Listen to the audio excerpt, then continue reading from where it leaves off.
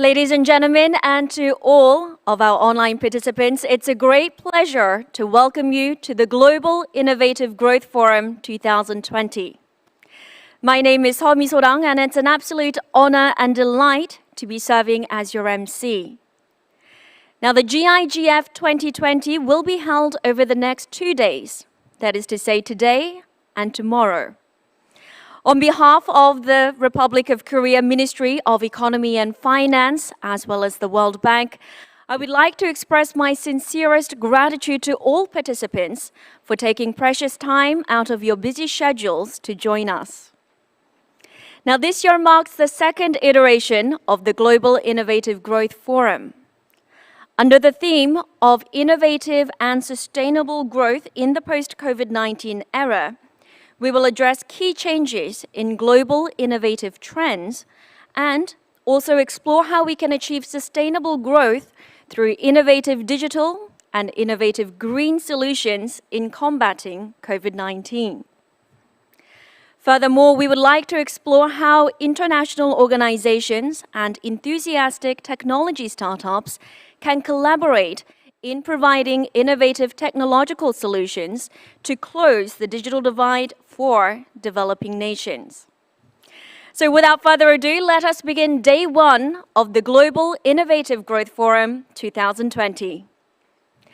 To commence the opening ceremony, we have Mr. Nam Ki-hong, Deputy Prime Minister and Minister of Economy and Finance in the Republic of Korea. Please welcome Deputy Prime Minister Nam Ki-hong. He will deliver the opening remarks.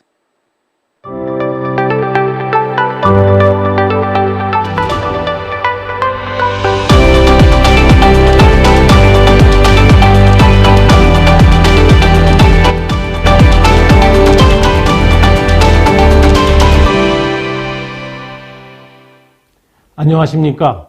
Good morning, ladies and gentlemen. Let me first sincerely thank Vice President Victoria Kwakwa of the World Bank, the co-host of today's event, Vice President Vinton Cerf of Google, and Science and Technology Advisor to the President, Park Soo-kyung. I would also like to thank the international speakers for attending this online forum despite the late hours in your time zone. In addition, we sincerely welcome all participants from home and abroad who have joined us online. The first Global Innovative Growth Forum held last year raised the topic of innovative growth as the key strategy for sustainable growth and sought ways to advance cooperation. 1 year later today, we are experiencing a number of fundamental and structural changes in the economy and society caused by COVID-19. First, non-face-to-face transformation is accelerating and the era of connectivity is just around the corner. After COVID, non-face-to-face behaviors such as telecommuting and online education have become the new normal due to containment measures and social distancing, and demand for non-contact service is rapidly increasing. According to a recent McKinsey Global Survey, businesses' digital transformation has been accelerated by at least 3 years after COVID, and the industrial structure is rapidly reshaping around the non-contact industry. Second, our challenges have become more complex and difficult. For example, crisis response in the past had to focus only on economic issues, but this COVID crisis is a challenge of both the economy and health issues at the same time. The climate change response, which has also become a global agenda, is also a problem that cannot be solved by the efforts of a few countries alone. Major countries such as Korea, the EU, China, and Japan continue to declare carbon neutrality, but achieving the 2050 net zero requires development of currently seemingly improbable carbon reduction technologies and the unenvious process of reorganizing existing industries. In other words, we need to solve a more advanced system of polynomial equations. Third, the gap in innovation, including the digital divide, is widening significantly. The COVID-triggered economic and social structural changes are an opportunity for those who are ready, but a greater risk for those who are not. Low-income people who have little access to non-contact environment SMEs that are digitally under-equipped, and developing countries that are hard-pressed to overcome the crisis at hand struggle to keep up with the new environment in the post-COVID era. As innovation-leading groups speed up, they are leaving a wider margin with the groups falling behind. Ladies and gentlemen, in response to this change in the environment since COVID-19, our innovative growth strategy must also change. In this context, I would like to highlight three major directions for such strategy, focusing on the case of the Korean government. First, we need to promote digital and green innovation befitting the post-COVID era. The entire economic and social structure should transform to be more non-contact, digital, and green, the new normal in the post-COVID era. The Korean New Deal, announced by the Korean government in July, is a national innovation strategy that invests 160 trillion won by 2025 to lead the structural transition to the digital green economy. We are building non-contact infrastructure in areas closely related to people's lives, such as healthcare and education, and accelerating digital transmission through data dam construction and SOC digitalization based on DNA, or Data Network AI. We will also promote Green New Deal by creating innovative ecosystems in green industries such as green mobility and by building infrastructure for renewable energy. We also plan to announce the 2050 Long-Term Low-Carbon Development Strategy, or the LADS, soon. But it's not only about fiscal investment. The Korean government also plans to provide legal and institutional support for structural changes by improving old regulations and systems to accommodate the new economic and social structure. Second, as individuals, companies, or countries cannot solve problems by themselves, we need to work together to find solutions and pursue shared innovation. Innovation cooperation is already taking place in the field. There is already what we call open innovation, where large companies share their data with startups to find solutions together and grow together. The Korean government is working to build a win-win innovation system by discovering and supporting models of large company and SME cooperation. In particular, we were able to stabilize the material, parts, and equipment value chain quickly by discovering and supporting buyer-supplier cooperation models to cope with COVID's impact on the global supply chain. In addition, we plan to establish a strong public-private partnership system for a win-win innovation of the so-called Big Three industry: future cars, biohealth, and system semiconductors, convert internal combustion engine parts makers into future cars, and strengthen the cooperation system encompassing buyers, fabless, and foundry. Third, sustainable innovation growth is only possible through inclusive innovation. More people should participate in the process of innovation, benefit from innovation, and provide support so that no one will fall behind. One of the three pillars of the Korean New Deal, along with the Digital and Green New Deal, is a social safety net, which is to strengthen inclusiveness of innovation. Strengthening the safety net, including the introduction of a universal employment insurance system and the expansion of vocational education suitable for the digital era, should go with innovation. And also, the World Bank's Disruptive Technology for Development, or the DT4D Challenge, that utilizes startup innovation in developing countries' development programs, is a good example. In the last DT4D Challenge 1.0, we were able to deliver goods by drone to Rwanda's remote areas and use blockchains to give incentives to young Colombians who participate in digital capacity building education. Especially in this DT4D Challenge 2.0, we are working with the Korean office of the World Bank to help our startups participate. In session 4 of this forum, domestic startups supporting DT4D Challenge 2.0 will present their innovation. We look forward to working with the World Bank to open opportunities for the Korean startups to contribute to the world. Distinguished guests, the poet Ralph Waldo Emerson said, "Do not go where the path may lead. Go instead where there is no path and leave a trail." COVID-19 will not be just a passing crisis, but a historic watershed that separates human history into before and after COVID.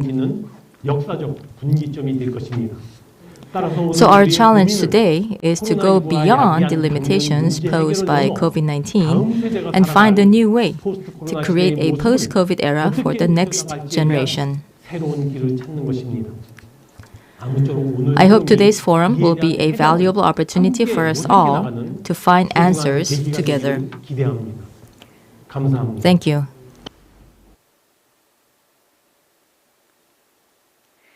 Thank you very much. That was the opening remarks by Mr. Nam Gi-hong, Deputy Prime Minister and the Minister of Economy and Finance in the Republic of Korea. And now I'd like to invite Dr. Victoria Kwakwa, the World Bank Vice President for East Asia and Pacific Region.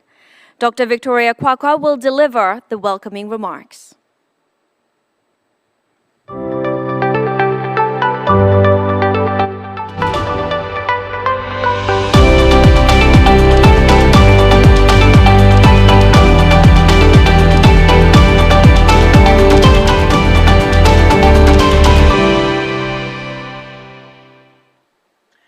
Thank you. Thank you, Deputy Prime Minister Nam Ki-hoon, for your opening remarks, and particularly for your reference to the quote by the poet Emerson. And thank you, fellow participants, World Bank colleagues, and distinguished guests and participants. On behalf of the World Bank Group, I am pleased to welcome you to the second Global Innovative Growth Forum.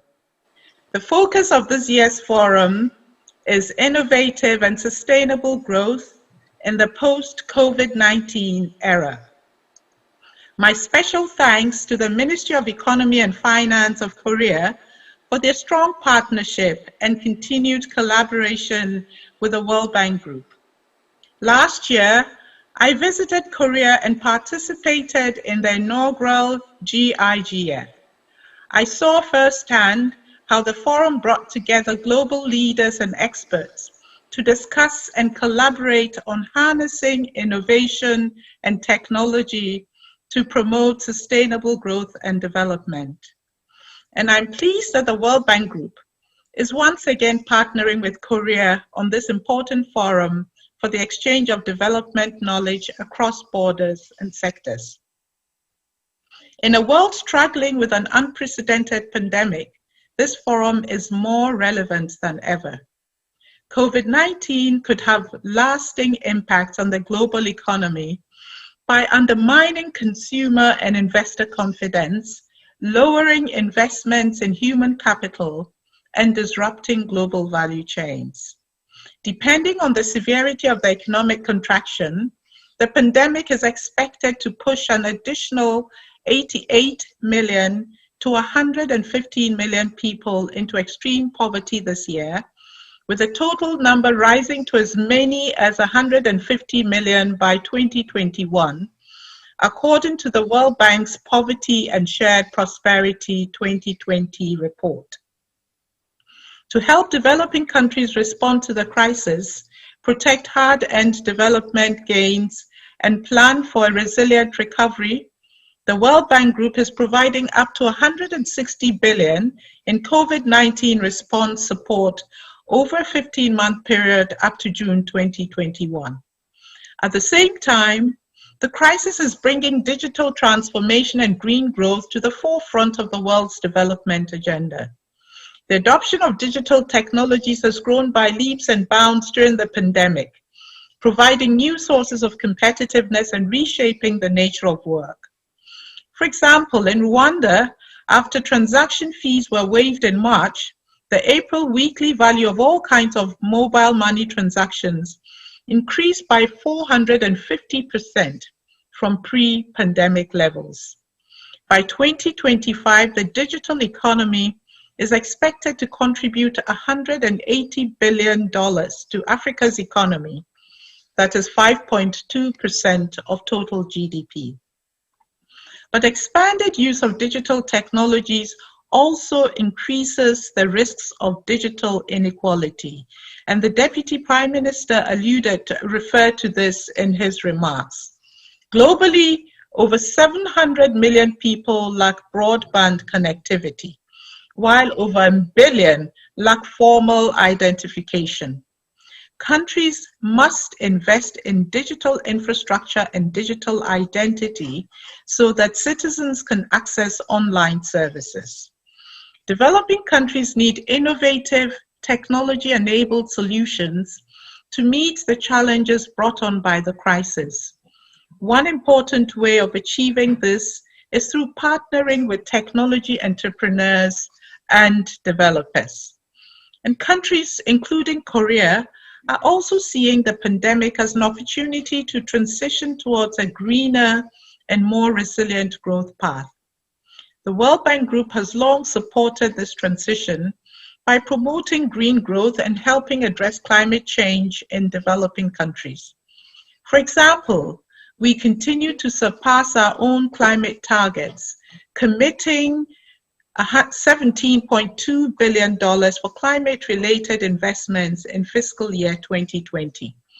These investments support development projects in countries around the world that promote cleaner air, reduce greenhouse gas emissions, and help countries become more resilient to climate impacts.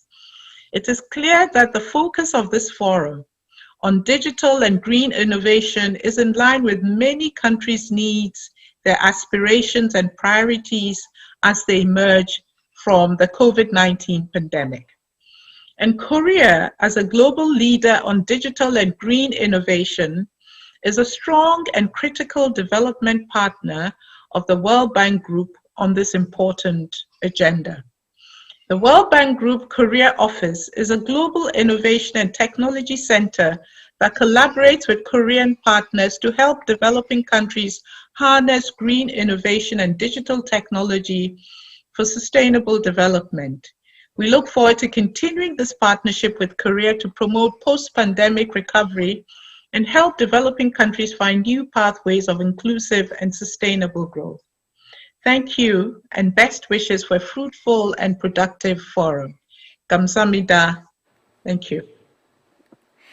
Thank you very much. That was Dr. Victoria Kwakwa, the World Bank Vice President for East Asia and Pacific region. Now we have two keynote speeches prepared. It is with great pleasure that I welcome Dr. Vinton G. Cerf, Vice President and Chief Internet Evangelist at Google. Dr. Vinton G. Cerf will deliver the first keynote speech.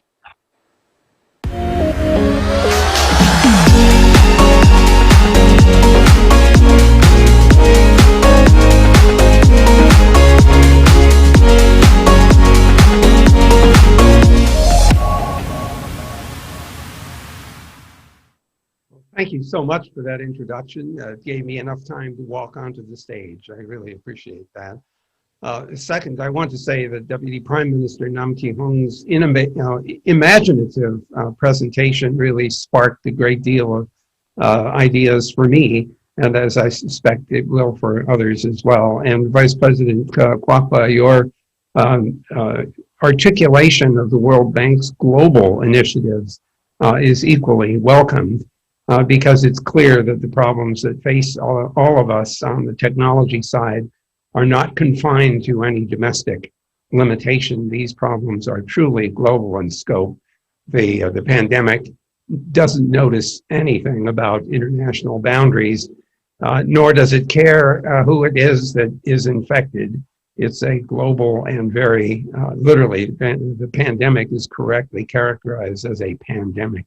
Well, let me start out by saying that giving advice to Korea on anything to do with technology seems almost unworthy, because the country has been so spectacular in the development of high tech over the past 30 or 40 years. They've simply been a leading light in this space. But I will try anyway to offer just a few ideas for your consideration. The first thing that I would observe is that concentrating on technologies that can be enabling is a very, very powerful idea.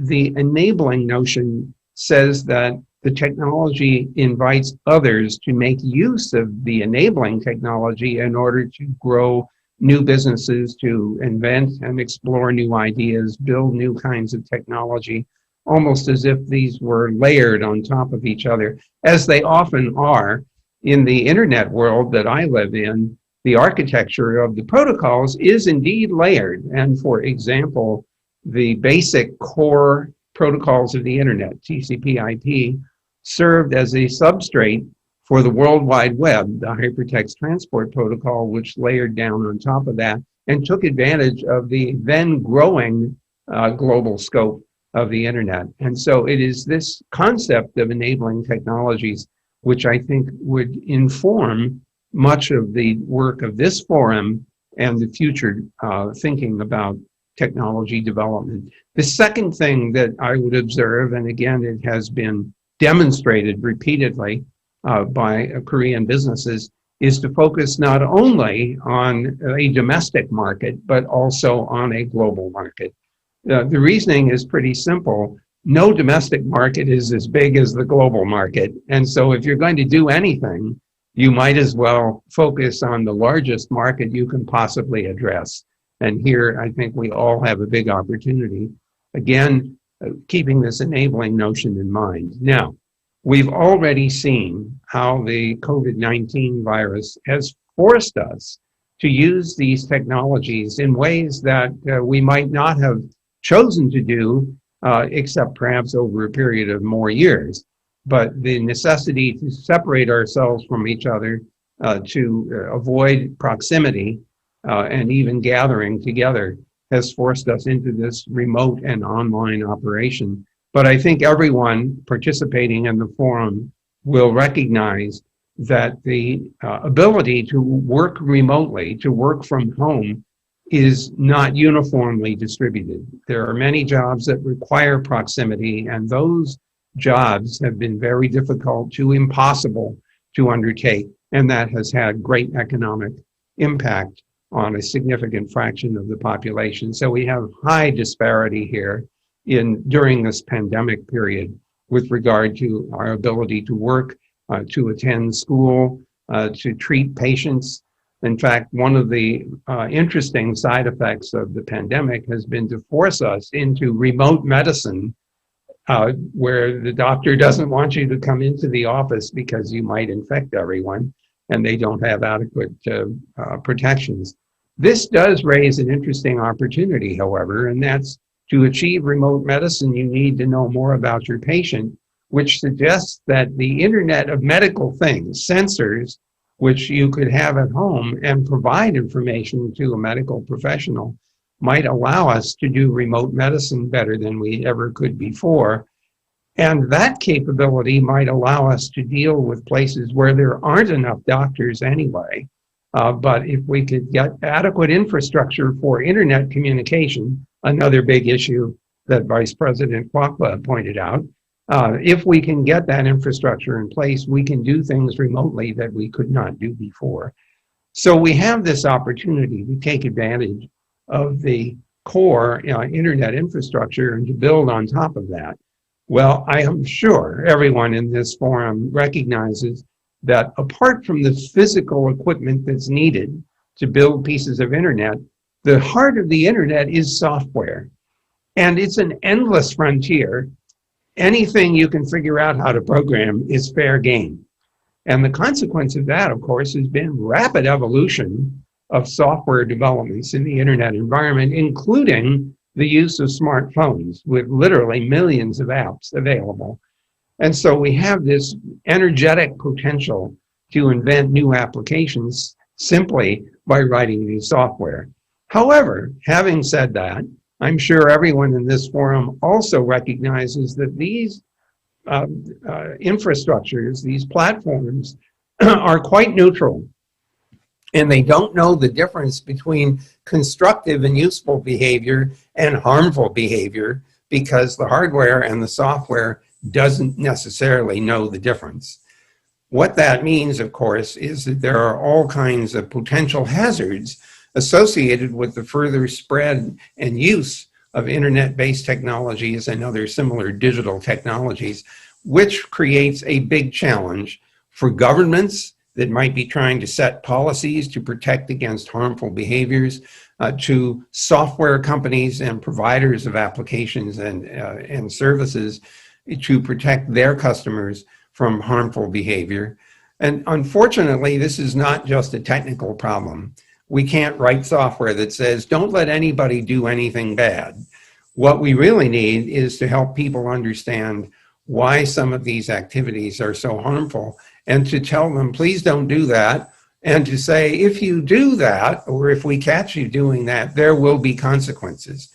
In order to deal with the fact that a perpetrator of harm and a victim of harm might be across international boundaries, we are going to need an increased amount of digital cooperation across those national boundaries, as has been called for by the UN Secretary General in the form of this advanced digital cooperation concept. I am certain that our friends in Korea will be very active in pursuing these kinds of objectives and contributing ideas so that we can make this online and digital environment safer for everyone, more productive for everyone, and perhaps more available and affordable for everyone.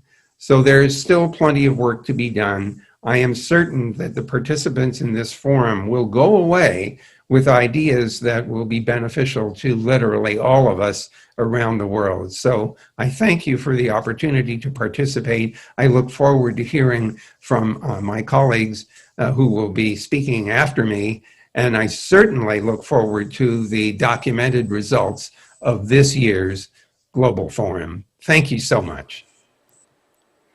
Thank you very much. That was the first keynote speech delivered by Dr. Vinton G. Cerf, Vice President and Chief Internet Evangelist at Google. Now, for the second keynote speech, I would like to invite Professor Soo-kyung Park, Advisor to the President for Science and Technology in the Republic of Korea. Please welcome Professor Soo-kyung Park onto the stage.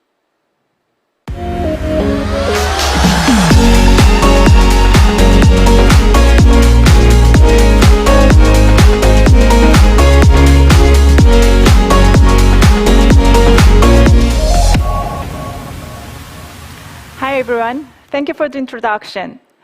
First, I'd like to thank the Ministry of Economy and Finance and the World Bank for hosting GIGF 2020. And this is my great pleasure to have this opportunity to share the Korean New Deal, the national strategy for a great transformation.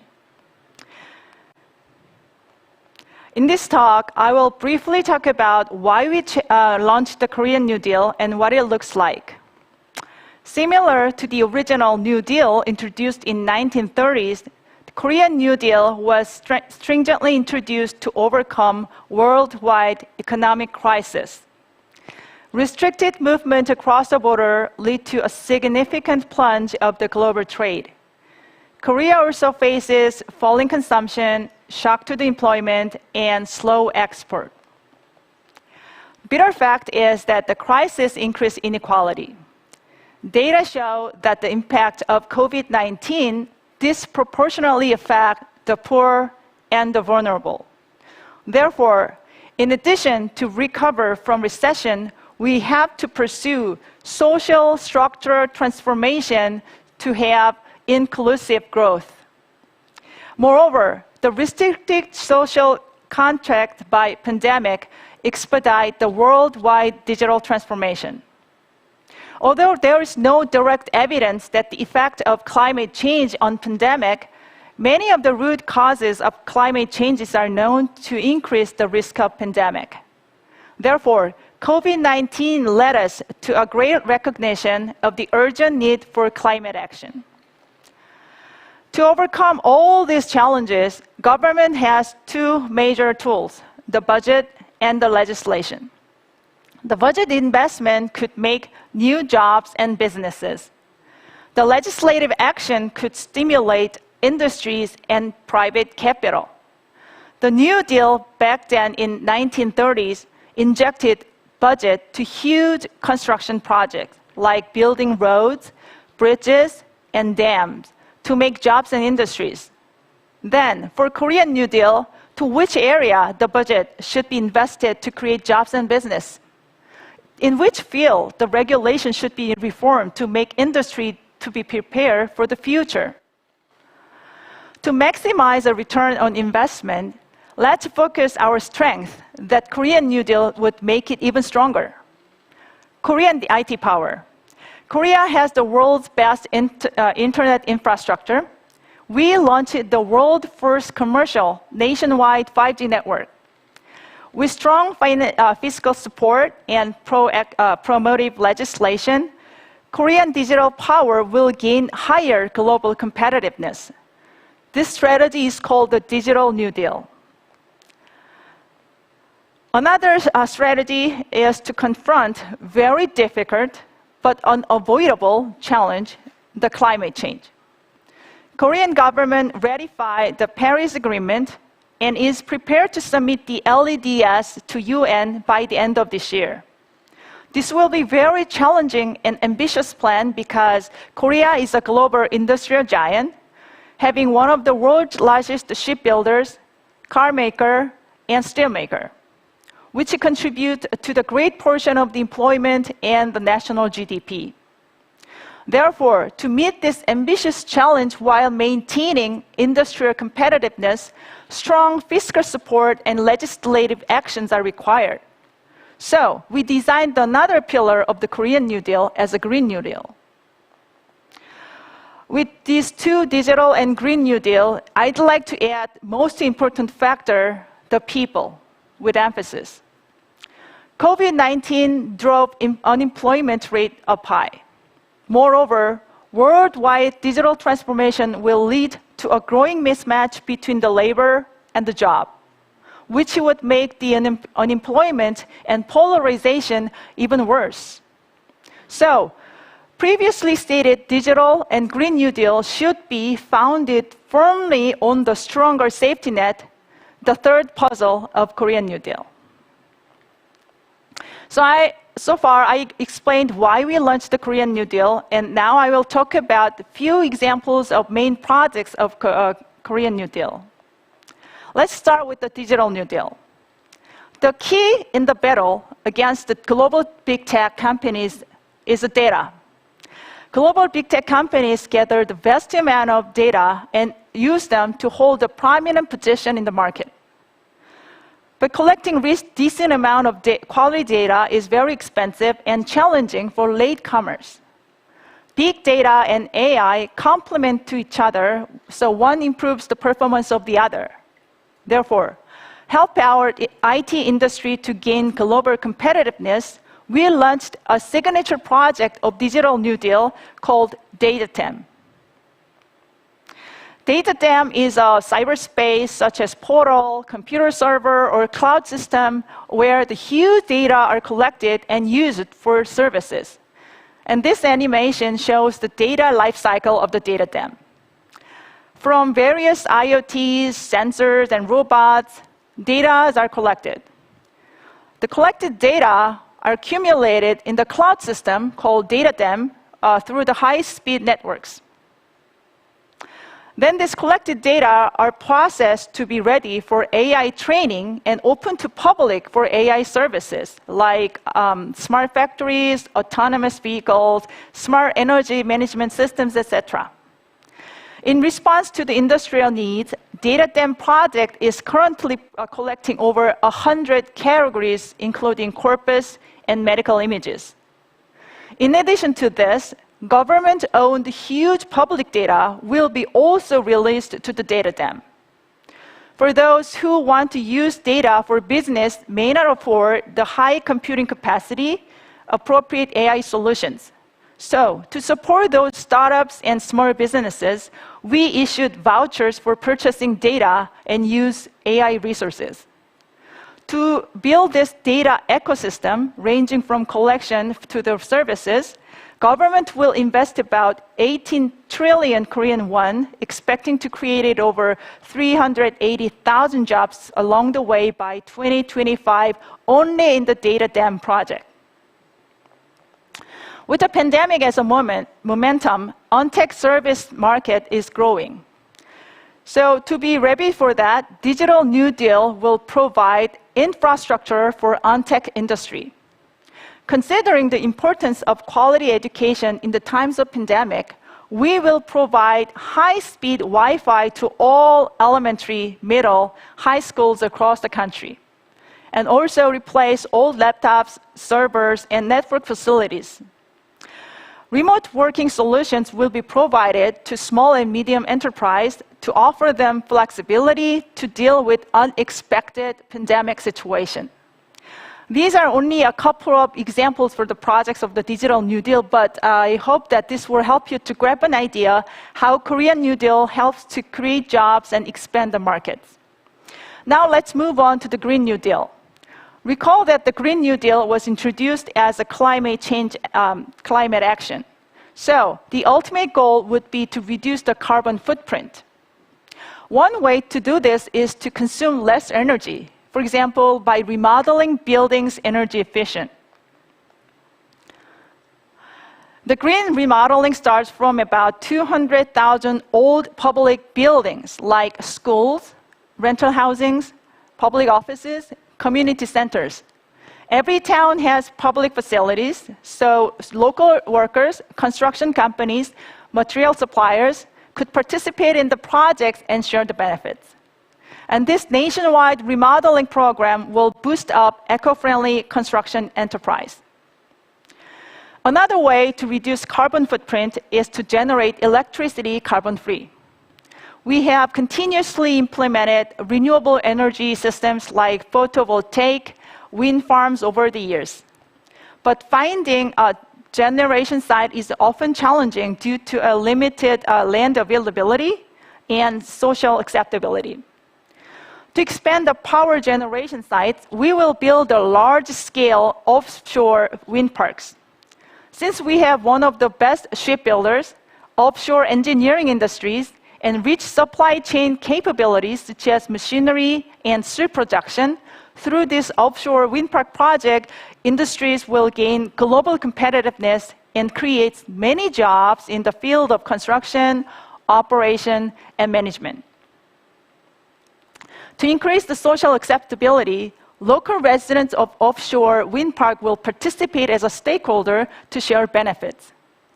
Smart grid system for effective management of renewable energy will be implemented, and we will expedite the construction of electric and hydrogen charging stations as well. Lastly, but most importantly, all these grand plans of Korean New Deal should place on a highest priority on people. All these grand plans should be based on the firm foundations of inclusiveness. To offer stronger social safety net, over 28 trillion Korean won budget will be injected. Data show that there is a greater shock on the vulnerable group during the time of crisis. To strengthen this safety net for unemployed, we will expand the coverage of unemployment insurance to the freelancers, platform workers, and self-employed workers. Various subsidies are designed to promote the employment and help unemployed to focus on their job searching. In addition to the strong employment safety net, a stronger social safety net is also important. The eligibility of the criteria for the basic livelihood security benefits will be gradually relaxed within 2 years' time span. Pilot program for sickness benefit will be also launched. To help people be ready for a great transformation era, we will provide various trainings and educational programs for different levels of expertise. For those who pursue professionals in IT fields, advanced AI degree program will be offered. For those who are considering job transition, various non-degree online, offline AI skill trainings are offered. For those who are at the risk of digital divide, regional community centers will open digital learning center so that residents could learn basic daily digital skills like kiosk ordering or mobile ticketing, etc. Including training center instructor, operators, organizers, we expect to create 180,000 jobs by 2025. Finally, to produce fruitful results of the Korean New Deal, we will utilize all government measures. The supplementary budget and the fiscal year 2021 budget will be injected to expedite the Korean New Deal. The government budget will play as priming water, attracting the pumping of private capital. Both digital and Green New Deal program involve many innovative attempts for transformation, which often requires the reform or removal of strict, old-dated regulations.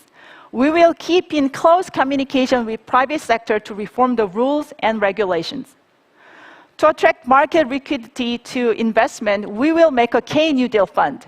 This fund also aims to make profit sharing from K-New Deal investment project available to general public. Finally, to invite more participation of people and industries, this New Deal project needs to be implemented, customized to regions. Almost half of the total New Deal budget is spent at the regional site. And local government funding contributes to the total New Deal budget about 50%. So, to expedite the balanced development of the country, we will strongly support and promote the regionalized New Deal project. Despite being triggered from the unprecedented pandemic crisis, Korean New Deal envisions not just to recover from recession, but to take a big step further to turn Korea into smarter, greener, and safer global leading country. Hope this helps you to overview the Korean New Deal, and I'd like to thank you for your attention.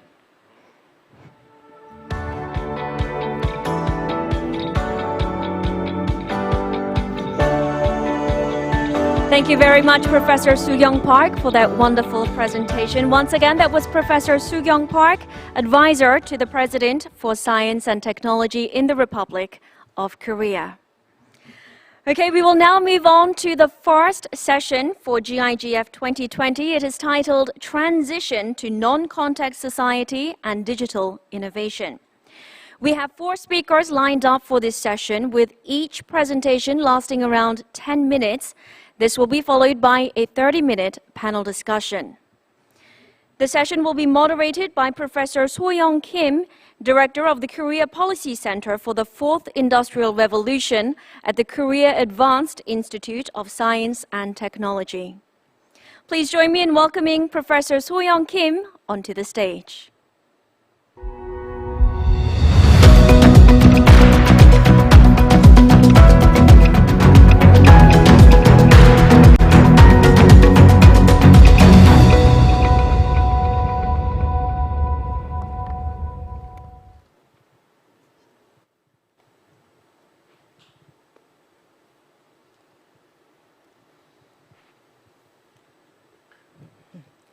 Good morning and good evening. Welcome to the first session of GIGF 2020.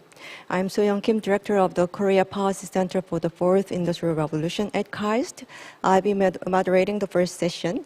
In this session titled Transition to Non-Contact Society and Digital Innovation, we'll be exploring the innovative potentials of advanced technologies, especially digital technologies, for inclusive and human-centered growth in the increasingly non-contact society. Ever since the creation of the first modern digital computer, ENIAC in 1945, we have seen in the last 5 decades remarkable progress of digital technologies and infrastructure that undergird our economy and also practically define our everyday life. In particular, latest development of AI technologies, especially machine learning or deep learning due to marvelous computing power, has enabled seamless integration of physical and digital spaces, changing many areas of human experience. This year in particular seems to be a very special year just because it seems to be becoming a watershed for the trajectory of digital technologies. because COVID-19, once a century crisis, is really supercharging the potentials of digital technologies in making our everyday life just sustainable by allowing many everyday functions just going on. So for the first session, I'd like to introduce each speaker just when they present their when they make their presentations. Today we have an incredible assortment of presentations running from the core computing technology, underlying digital innovation by Mr. Straya from NVIDIA, and one of the best applications of big data analytics for tracking epidemics by Dr. Khan from Blue Dot, and also the impacts of automation on work and skills by Professor Brynjolfsson of Stanford University, and finally the implication of increasingly advanced digital technologies for global digital divide. So let me just introduce the first speaker.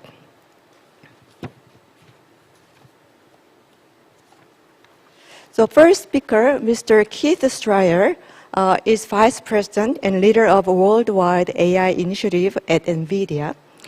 Mr. Stryer was recently appointed by OECD as a co-chair AI Compute Task Force, and also he is a special advisor to the UN Center of AI and Robotics at The Hague. For the viewers, I'd like to recommend you just to check the profile, more detailed profile of each speaker on our website, because their profile is really long. So we wouldn't just spend much time on introducing everybody in detail. So please check the website. Okay, Mr. Stryer, are you ready? Yes, I am. Thank you. Okay, yes, go ahead. Okay, terrific. Well, first I'd like to thank the Ministry of Economy and Finance and the World Bank for this wonderful event, and very honored to be on this panel with my esteemed colleagues. Let me share my screen and jump right into it. Okay. So we only have 10 minutes or so. I have the privilege of being a vice president at NVIDIA, which is one of the fastest growing, most innovative companies in the world with just a very interesting history. And I think in trying to share some ideas, some input and some wisdom in this particular forum, even though we only have a short period of time, I'd like to start with really talking a little bit about the history of the company, because it really sets the stage for this conversation. About 30 years ago, a band of brilliant engineers got together and conceived of this new kind of processor called the graphics processing unit. Right there, you can see a picture of the first consumer GPU about 20 years ago, basically. And Jensen Huang, the CEO and co-founder, and his colleagues, they didn't just invent a chip. They unleashed, our imagination and really launched the modern era of graphics and the modern era of gaming, right? And now today, millions and millions, tens of millions of gamers get lost in these synthetic worlds like Fortnite and Minecraft, thanks to this technology and all the artistry that it powers on top of that. Now, of course, the company is not just a gaming company, and this is not just about chips. In fact, over the past 30 years, what's so incredible is just how this company has pursued this vision of this full stack innovation model of really focusing not just on the engineering, which is at the core of the company, but creating, going from a chip to an accelerated computing platform company, and sort of these four basic layers of innovation that happen continuously in the company. And it's almost dizzying to work in NVIDIA because of that. You have the hardware layer, of course, and the incredible engineers that work on the physical hardware itself, the chips, the systems, the network technology, all the things that either go in and inside the box. But that's just the part of it. And what's interesting about NVIDIA is we actually have more software engineers than we do hardware engineers. So just incredible libraries and operating system software across the whole spectrum. And there's one common actually operating system called CUDA that stretches from the largest hyperscale data centers all the way down to a $100 drone. But the hardware plus the software, and of course that's all multiplied by the innovation in the open, in the community, in the data science community, the computer science community, all of these open source frameworks that are accelerated on top of our platform and then applied towards, almost a limitless number of use cases. And then above that, you have these incredible ecosystems of partners and applications, sort of beginning at the fields of science, but then stretching outwards to the creative industries and ultimately across the public and private sectors. So it is these four levels of innovation that are continuously churning, sort of inside of NVIDIA and accelerating this sort of convergence, right, of digital and physical innovation. And now today, as you're walking down the campus in a university, you might see, one of these robots sort of whiz by you, bringing someone their pizza or their sandwich for lunch, right? And it's not going to slam into you because it has an awareness of the environment, and it's not just following a course, it's navigating the physical world using the intelligence that's been trained in a larger system and then embedded into its onboard brain. And that's that's part of our world now. And then increasingly that level of intelligence and autonomy is going to find its way to the roads, right? And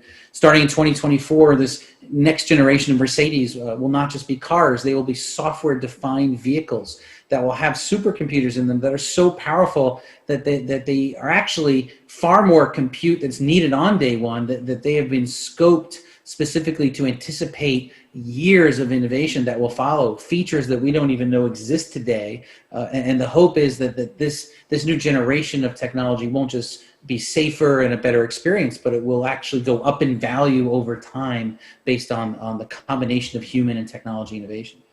And then, of course, back in the data center, you have these incredible AI supercomputers that have evolved over the last 20 years, really, when you think of the modern era of high-performance computing, but really just the last 8 years since the sort of convergence of our GPUs and deep learning really exploded in 2012. This is a picture of Selene.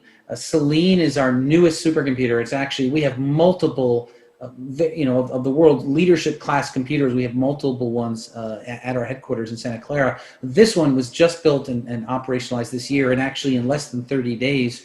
And Selene is the fastest industrial AI supercomputer in the United States, the second most efficient and sustainable computer in the world, and the sixth fastest in the world as well. And it measures at what we would call 1 exaflop, and it's not worth going into the technical details, but the speed of this one machine is equal to the next fastest 160 computers combined, just to give you a sense of that scale. Now, so you have these machines, and you have hundreds of these around the world of different sizes, and the question is, how did we get there? I mean, how is it that we have these incredible tools? And the standard metric for the sort of the trajectory of progress in the computing industry has been this Moore's Law concept, which has been around for several decades, really, and it's been widely practiced and proven and documented that roughly every 2 years, the density of the transistors in a chip has doubled and so forth, and that has been a very important trend for the industry. But that trend is leveling out, and what Christopher Mims from the Wall Street Journal recently noted is that the new trajectory of innovation, the arc of compute power, no longer maps to that rule, because really Moore's Law was really anchored to progress in manufacturing, to efficiencies in the ability to produce these chips.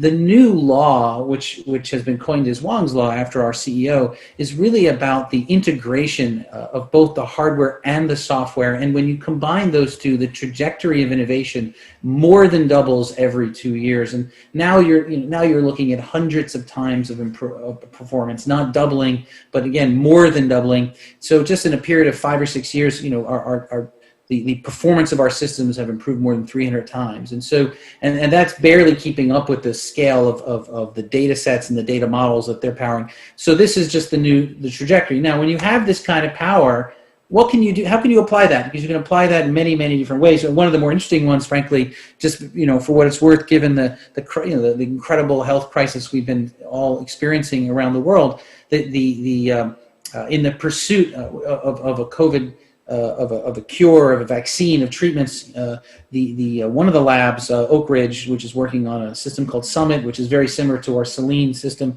in terms of its scale and its power, and powered by NVIDIA, has been able to take the time that it would normally take to look at a billion compounds, so the targets for identifying a vaccine. To look at a billion compounds, that would normally take 12 months of research and effort, and that would be, considered quite an accomplishment. Applying this high-performance computing and artificial intelligence and all of these different modern tools, that time period has been reduced from 12 months to 12 hours, right? So 25,000 targets are evaluated, not every hour or every minute, but every second. And so just try to grasp that speed. So that's the power of speed and innovation in a very real life way that's making a difference in our world. Now, to sort of bring full circle, because the name of this presentation was Accelerating the Physical and Digital Innovation. One of the really, really cool things that's coming into play is this new platform we've developed called NVIDIA Omniverse. And this is the first truly interoperable collaboration platform that creates high-performance simulations of complex 3D environments. And that's a lot of words, but what that really lets you do is it lets you simulate reality so that you can create new reality. So let me just give an example. When you come to design a building, and that's actually a picture of our headquarters, by the way. That's an actual picture of the headquarters that is under construction right now in Santa Clara. Now, visualizing and designing buildings inside of computers is not a new idea, but we didn't just design it. You could actually feel it. We simulated every ray of light, every light beam, every sound wave. We could determine what it would feel. How comfortable would it be to sit behind this desk in this office? What would it be like to have a crowd at this part of the lobby? How would that affect the ability for other folks to actually focus on their work? So this is not just about designing and visualizing. This is about feeling and experiencing technology and innovation in a simulated world, so that you can create it, frankly, more perfectly in the physical world, like designing a car, but not just the way the car looks. How about how it feels, how it drives? How does it feel to sit in the car and hold the steering wheel? And probably one of the more interesting applications will be robotics. And this is where I'll just kind of go back to the car example, because really what machines, as you go from artificial intelligence to autonomous machines, you need to train these machines, and this is quite an extensive process, and it's much more efficient and frankly safer to train these machines in a simulated world than in a physical one. So much like the Matrix movie, the future of this kind of technology innovation will be not only to design but to train these self-driving cars, these industrial robotics, these human care robots, whatever it is. They'll actually learn inside of a hyper-realistic 3D world like the one that we're showing here, powered by a supercomputer, because you need that kind of compute to make this work. And then once that's learned, the machine learns what its job is and how to do it safely, it'll be downloaded into the physical machine and off it goes, again, whether it's hitting the road or hitting the factory floor. So this will be the new sort of brave world of digital physical convergence, powered by not just computers, but artificial intelligence and, of course, human ingenuity all together. So I think I'm out of time. That's my 10 minutes, so I'll just wrap it up on that point. Thank you again for letting us participate, and I will give the screen back to the moderator. Thank you very much, Mr. Stryer. It's really wonderful or amazing. It's really hard to imagine the ultimate limit of computing power. And one thing that is for sure is that NVIDIA has become really a household name these days, like Google or Apple, because just only a few years ago, it was relatively a kind of a cult company, more or less known to gamers and developers of gaming. But anyway, thank you very much for the presentation. The next presentation is by Professor Eric Brynjolfsson, who is the director of Digital Economy Lab at Stanford Institute of Human-Centered AI. And also he is a research associate at US NBER. Well, Professor Brynjolfsson is so famous, so I don't really need much introduction, but he has authored 9 books, and most of them are already bestsellers. And I guess the most famous one is The Second Machine Age, Work, Progress, and Prosperity in a Time of Brilliant Technologies. And he has many stories to tell today, so I'd like to ask you again to limit your presentation to 10 minutes, but we will have plenty of time for discussion. Okay, Professor Brynjolfsson, can you just start off? Sure. Thank you so much for inviting me. Thank you for that very kind introduction, and it's a real honor to be here at the Global Innovation Growth Forum. The other speakers have been just fascinating, and I'm looking forward to sharing some of the research we've been doing here at the Stanford Digital Economy Lab. So let me share my slides here, and I hope you can see them now. I'm going to talk about the AI awakening and what it means for the economy. And what I mean by that is just some really awe-inspiring improvements in the technologies and how that's changing work and employment and productivity and what we need to do even a better job. So let me just remind you all, and you've been hearing a bit of it, Keith gave a great explanation of some of the remarkable breakthroughs and some of the fundamentals and the hardware and the software, the algorithms, the data. These things have combined to allow us to do things that previously only humans could do. For instance, here's data from ImageNet. And as you can see, machines used to not be very good, but then with the introduction of deep learning in 2012, they really took off and are now, in many cases, exceeding human performance. You see this not just in faces or animals that you might recognize in Facebook and elsewhere, but also in medical imaging and a number of other kinds of applications. There's still a long way to go, and there are places where humans still have a significant advantage, but it's been quite a transformation. And as an economist, when the machines start becoming equal to or better than humans, it's a threshold that's very important for economic decision-making in terms of which type of entity, human or machine, you assign to different kinds of tasks. And of course, it's not just vision. Basically, any supervised learning systems are now able to address almost any type of task where you have a well-defined set of data for the inputs, X, and well-defined outputs, Y.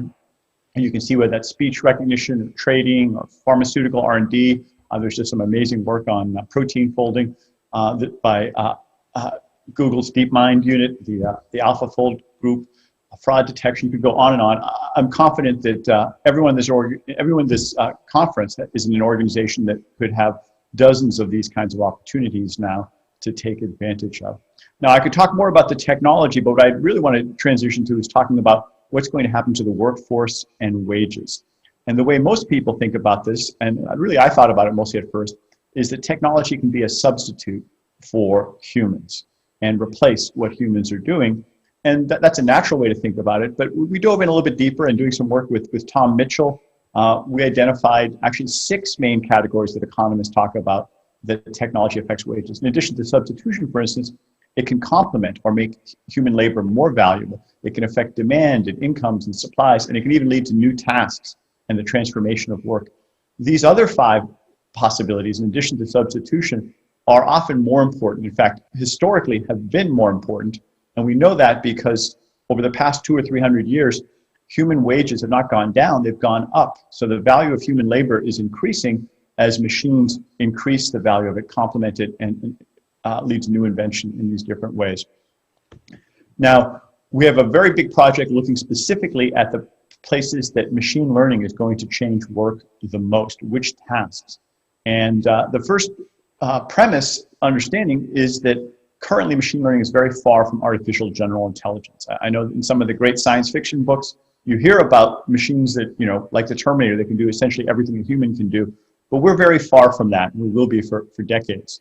But what we do have, as I mentioned, is machines that are working at human level or superhuman level. And the interesting question then is which tasks are suitable for human level and which tasks are not suitable for human level. And the way we went about it is we looked at about 18,000 specific tasks and ranked every single one of them based on their suitability for machine learning using this rubric that we developed. One of the things that we found was that even if you pick the very best, the tasks that are very easiest for machines to automate, the top 90%, you get over $700 billion of tasks just in the US economy that are automatable, and 10 times that worldwide. You can also zoom in on individual occupations. These red dots represent over 900 occupations in the United States economy, and similar mapping into Korea or other countries. And on the horizontal axis, a scale from 0 to 100 is the relative wage of that job. For instance, on the left are relatively low-paid jobs, and the right are high-paid jobs. The vertical axis is the score we give it on how suitable that task is for machine learning. Higher on this graph are jobs that are more suitable and that have a lot of tasks that are suitable for machine learning. And for instance, cashiers are relatively low paid, but much of their work can be automated with vision recognition and other tools. There's some high paid jobs like airline pilots that also are suitable for machine learning. But the overall slope is downward, implying that the low wage jobs tend to have more of their tasks suitable for machine learning. And of course, I couldn't help peeking and seeing where economists came out. We are paid pretty well, maybe not as well as some economists think they should be. And for now, a little below average in terms of the ability for machine learning to take over some of the tasks. We can also zoom in on any given individual company. So we've developed a tool where we can look at the different jobs in the company and see how they might be transformed. For instance, we work with a big bank, and we looked at hundreds of different occupations, including this one, a personal banker. And as you can see in the upper right, while personal bankers are very vulnerable, there's possibilities of personal bankers transforming their job and becoming what we call personal banker 2.0. And what this means is really learning more of the low machine learnable skills and eliminating some of the skills that are easiest for machines to do and transferring them over to machines. But we can also have them transfer to new roles like a business analyst, mortgage loan officer. And in the bottom right, we have a mapping of how similar the skills are in one role to the other role, which gives you a sense of how easy it is to make that transition. So our hope is that while machines will transform many, many occupations, they'll also give us a tool for mapping how to do things differently.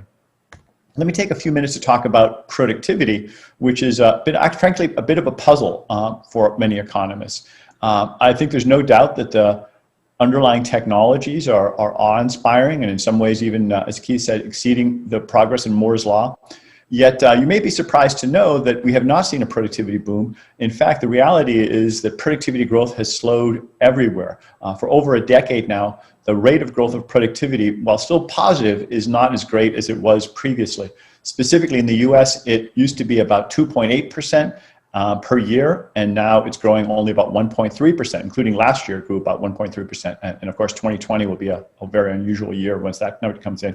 I double checked on Korea, and actually, disappointingly, the slowdown has been even greater in Korea. Korea grew faster in the early part of the period, and since in the past decade or so, Korean productivity growth has been even slower than it was in the United States. And, you know, it's not unusual for this to happen. In fact, 29 of 30 countries saw comparable or larger slowdowns, as we just saw, I just showed you in the United States. So that's a bit of a puzzle, isn't it? Because I don't think that the technology has stopped, yet we haven't turned it into productivity. Now, there are several different explanations. I wrote a paper with Chad Severson and Daniel Rock describing some of these explanations. And let me just go through each of them quickly. One is that, you know, maybe we're overrating the technology. Frankly, I don't put too much weight on that, but some people do. Another important one is that we're mismeasuring the benefits. And there's a lot of evidence of this one. In particular, many of the benefits of these new technologies result in digital goods and services like GPS maps or Zoom. It's appropriate that we're using this right now. Google search, Wikipedia. These benefits, I think, are very large, but they don't have much of an effect on GDP because GDP measures everything that has a positive price. So if something has a zero price, then it has a weight of 0 in GDP. In turn, productivity is GDP divided by hours worked. So if you're not measuring GDP correctly, you're also mismeasuring productivity. That's a big problem, and it's one that's getting worse as we get more and more digital goods and services. There are also concerns about the distribution, more of the benefits going to a smaller group, 1% or 1/10 of 1%, and the median person not participating. There's a lot of what economists call rent dissipation that results from that as the gains are not widely shared. And then finally, the one I really want to focus on actually is explanation number 4, that it's not enough to have an amazing technology. You also have to implement it. And that often means, almost always means, reskilling the workforce, restructuring organizations, changing your business models. And that takes time. What we found is that kind of reinventing of an economy, reinventing of a business, reinventing of an individual's skills can take years or even decades. In short, technology is just the tip of the iceberg. Less than 10% of the investment is in the hard technology, hardware and software. The rest of the investment needed is in organizational process reinvention, skill investment, and other sorts of changes like that. And we've documented this in a series of papers going back over a decade now. The result is that if you want to take advantage of these technologies, you have to make investments in intangible assets. And those intangible assets don't show up in our GDP. They may create real assets, but they don't create real output right away until they're fully implemented. And we've shown that this leads to what we call a productivity J curve. As you can see with this stylized example, at first productivity falls, maybe for up to 10 or even 20 years. And then later, as the intangible assets are harvested, you see a surge in productivity. And in the paper, we document this for real examples of different economies. And you can see that there's a J-curve effect quite common in many of them. Let me just wrap up by saying that we have some good news in terms of, I think, productivity that's going to be coming. Well, the 2020s, I think, will be an era of a productivity boom. We have the potential for reskilling work and for better health. But while digital progress does make the economic pie bigger, there's no guarantee that everyone's going to benefit. There's nothing in any economic textbook or economic theory that says the benefits will be even. It's possible for most of the gains to go to a small group of people, even less than a majority. Most people may actually be made worse off, even as the overall pie gets bigger. That's not what happened for most of the past 2 centuries or so, in the 1700s, 1800s, and most of the 1900s. But over the past 10 or 20 years, I'm afraid that is what's been happening. We have seen that the gains have gone to a much smaller group than they did historically, as digital technologies allow people to concentrate wealth in a way that they couldn't have before. And our institutions, our laws, and our organizations have often reinforced that rather than leading to more widely shared prosperity. So I think the challenge going forward is that thanks to the hard work of a lot of people in tech organizations and computer scientists and others, digital technologies will continue to accelerate, but our organizations and institutions are lagging. They're not improving exponentially. They're certainly not doubling in power every 2 years the way some of our technologies are. Thank you, NVIDIA. So if we want to prevent a mismatch, we need to work harder on digital transformation so that our skills and organizations keep up with these amazing technologies. And so our agenda at the Digital Economy Lab is to reinvent the economy, to understand how to reinvent organizations, and to begin that transformation so that we can have not just prosperity, but widely shared prosperity. Thanks very much. I'll stop there, and I look forward to your questions and comments later on.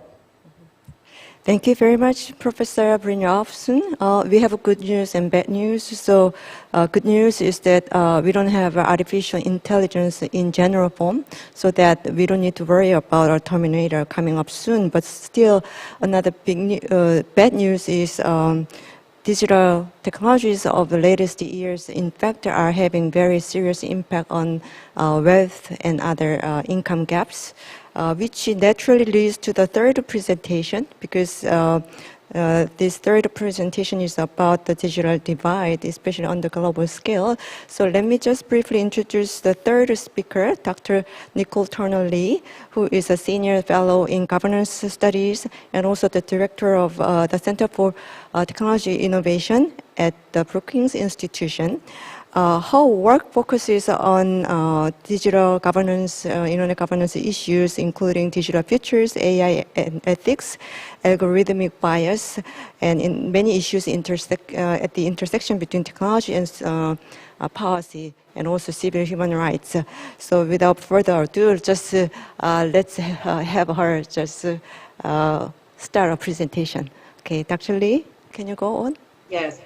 Yes, good evening, everybody, and I'm so happy to be here. I want to echo the kind introduction from our friends with regards to the work that I do. And I feel so out of place because normally I would talk about AI, but tonight I'm going to talk, or this morning I'm going to talk about digital divide.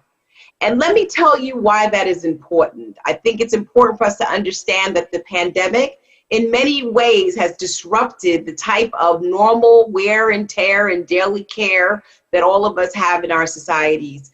We have found ourselves in a state where the public health crisis of COVID-19 has forced us to social distance in ways to mitigate the spread of the virus. And it's no secret that across the world, there have been complications and consequences as a result of this public health crisis, some of which has actually accelerated the digitization in our societies in ways that have generated both fair and unfair results. And I think as we look at, and my previous colleagues have actually mentioned, the future of technology, particularly in artificial intelligence, these are actually promising times with regards to what machine learning algorithms as well as autonomous systems can do to accelerate vaccinations, to help in the provision of care, to also help in what I think Korea is trying to do, the acceleration of a contactless society. But at the same token, before the pandemic, in the world, we had very large rates of individuals that were disconnected. Less than 1 and fewer than 4 in many underdeveloped countries were actually connected online. And in the United States, according to the Federal Communications Commission, 18 million Americans were without broadband access. And those citizens resided in both rural and urban communities, but were predominantly on the scale of being economically compromised, so lower income. They tended to be English speakers and disproportionately people of color and older Americans. And within that group of people, we have seen this tension between what digital technology offers and how we live, we learn, we earn, in some cases we love, and how the lack of access to technology often leads to a state of digital invisibility. Let me put out there just a shameless plug that next year I'll be publishing a book on the US digital divide entitled Digitally Invisible: How the Internet is Creating the New Underclass. And as we have watched the pandemic actually accelerate its own self, its own form, it too has contributed to a series of systemic inequalities, disparities of who is online and who is not online, and that has consequences. Korea is no exception. As we look at the young people who have been able to return to work through remote learning, who have been able to take advantage of the disruption of technology in the delivery of healthcare, who are now learning and educating themselves via online protocols, that is not the case among Korea's older populations, nor is it the case in the United States, where people who are over the age of 80 do not have the likelihood of aging in place.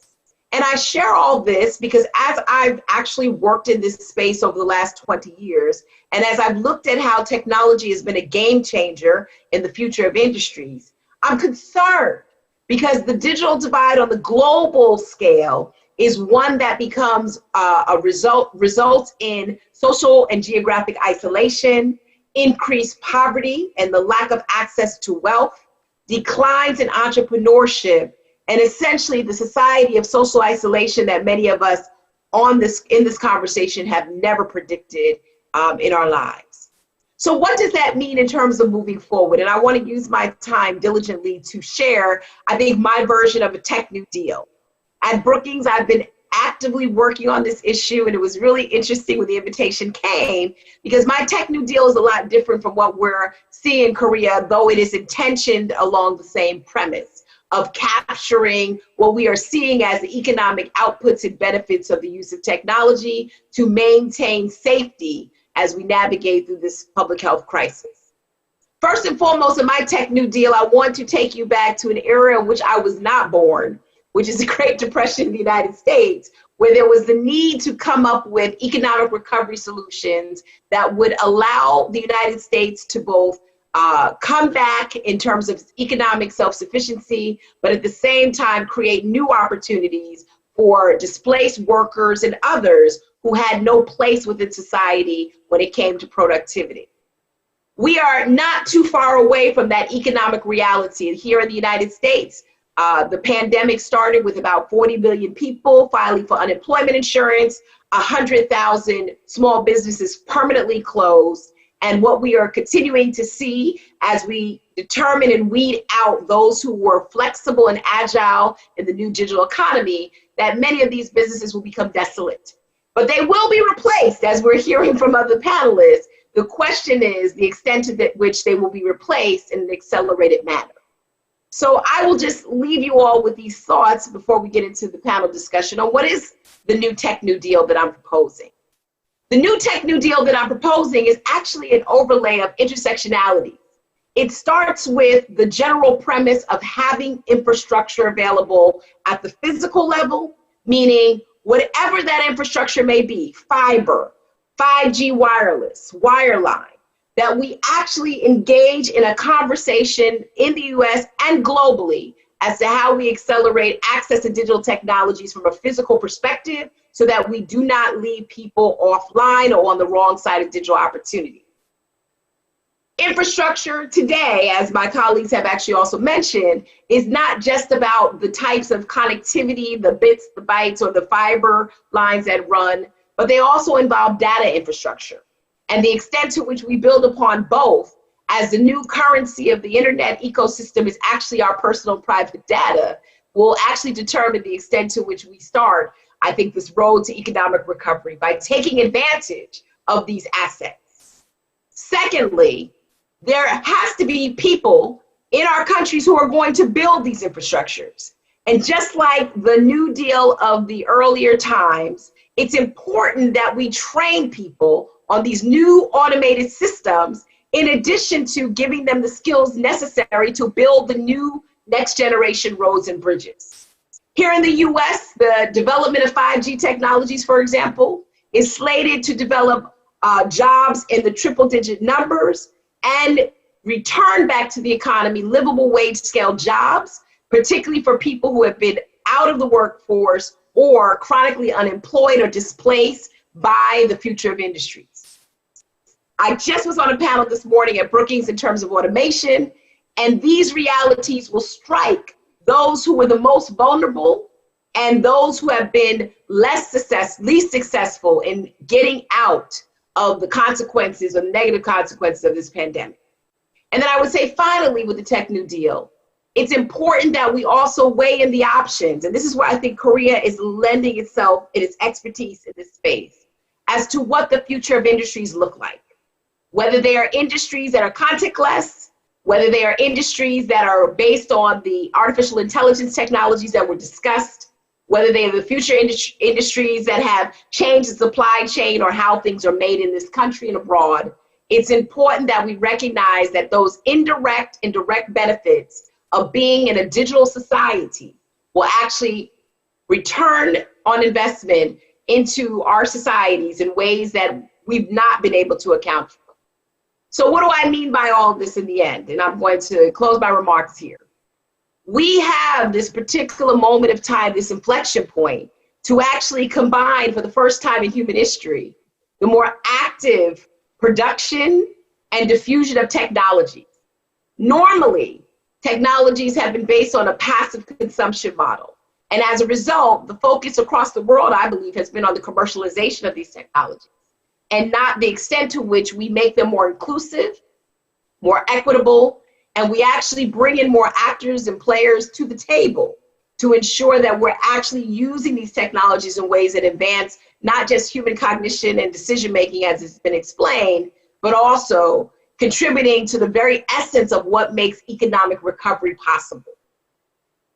In Washington, where I'm based, as we have an incoming administration that will be looking for ways to actually prioritize both the existential threats of the economy, healthcare, the pandemic, among other things, it's important that technology is not marginalized to the side, but rather that it is pieced together in a constructive way that actually lends itself to getting out of some of the disparities that have been created through this pandemic and creating a pathway towards economic opportunity in ways that we've not imagined.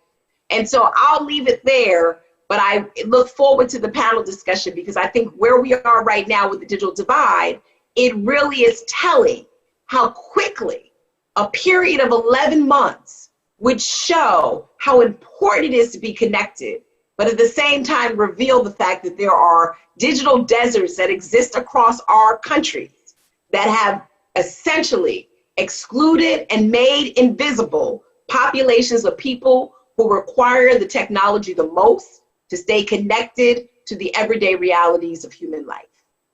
Thank you. Thank you, Dr. Lee. Thank you also for the remarkable reflection on the digital divide, which actually has been around for many, many years. And it was initially thought as a side effect of the rapid diffusion of digital devices, but now it's becoming a source of huge disparities, essentially generating fundamental gaps in resources and skills and capacities of different groups of people and also countries. Okay, so we're going to have discussion after the last speaker. Although we are running a little bit late. So the last speaker, Dr. Kamran Khan, is the founder and CEO of Blue Dot, which is now, I guess, one of the most famous startups in the world because it's the company predicted the spread of COVID-19 for the first time in 2019, late 2019, and it predicted the global spread of COVID-19 in also the world's first peer-reviewed publication. And Dr. Khan is also a professor at the University of Toronto and also practicing actual physician of infectious disease. And I'm really, really glad to introduce Dr. Khan to this panel. Okay, Dr. Khan, can you just start? Sure. Thank you very much, Professor Kim, for the kind introduction. And just thank you for inviting me to be a part of this discussion. I know we're running a little behind on time, so I will start sharing my screen. I do have a bit of a presentation here, and I hope that you can now see my screen. Well, I'm going to just spend my roughly 10 minutes or so talking a little bit about this global imperative that we now face, which is the need to build resilience to epidemic threats. If we've learned anything from COVID-19, it's that epidemic threats and infectious disease threats can appear without notice and can spread incredibly fast. It's almost in some ways, for many of us, hard to imagine just how much in a short period of time the entire world has been impacted by a virus that you could fit thousands of them on the head of a pin. And of course, this is not just restricted to COVID-19. If we do look past, in the past decade, there have been 6 global public health emergencies declared by the World Health Organization. COVID-19 obviously being one of them, but it wasn't that long ago that we were facing the Zika epidemic in Latin America that spread to other parts of the world. It wasn't long before that we had the West African Ebola outbreak that then also spread to other parts of the globe. We actually had another pandemic only 10 years ago, the H1N1 influenza pandemic. And so this is a bit of an indication that we are experiencing outbreaks with greater frequency, with greater scale, and they're becoming more disruptive than they have ever before. What this ultimately means really for us is that if we are going to stay a step ahead of these types of threats, it means that we're going to have to move faster and smarter. We have really learned with this pandemic that time is critical. The sooner that you intervene, the more you can change the trajectory and course of an outbreak. So I'm really pleased to be sharing a little bit about the work that we've been doing at Blue Dot. And really, this actually goes back 18 years for me, even long before Blue Dot actually came into being. As Professor Kim mentioned, I'm a practicing infectious disease physician. I started my career here in Toronto in 2003. And some of you may remember that in 2003, the first novel coronavirus that we'd ever encountered before, SARS-CoV, emerged and spread around the world and showed up here in my hometown of Toronto infected colleagues, led to the deaths of people in the population, and really crippled our city for 4 months. So you can imagine this is a bit of deja vu for me here. Now we're with SARS-CoV-2, and it does feel a bit like we are in a cycle repeating these types of threats.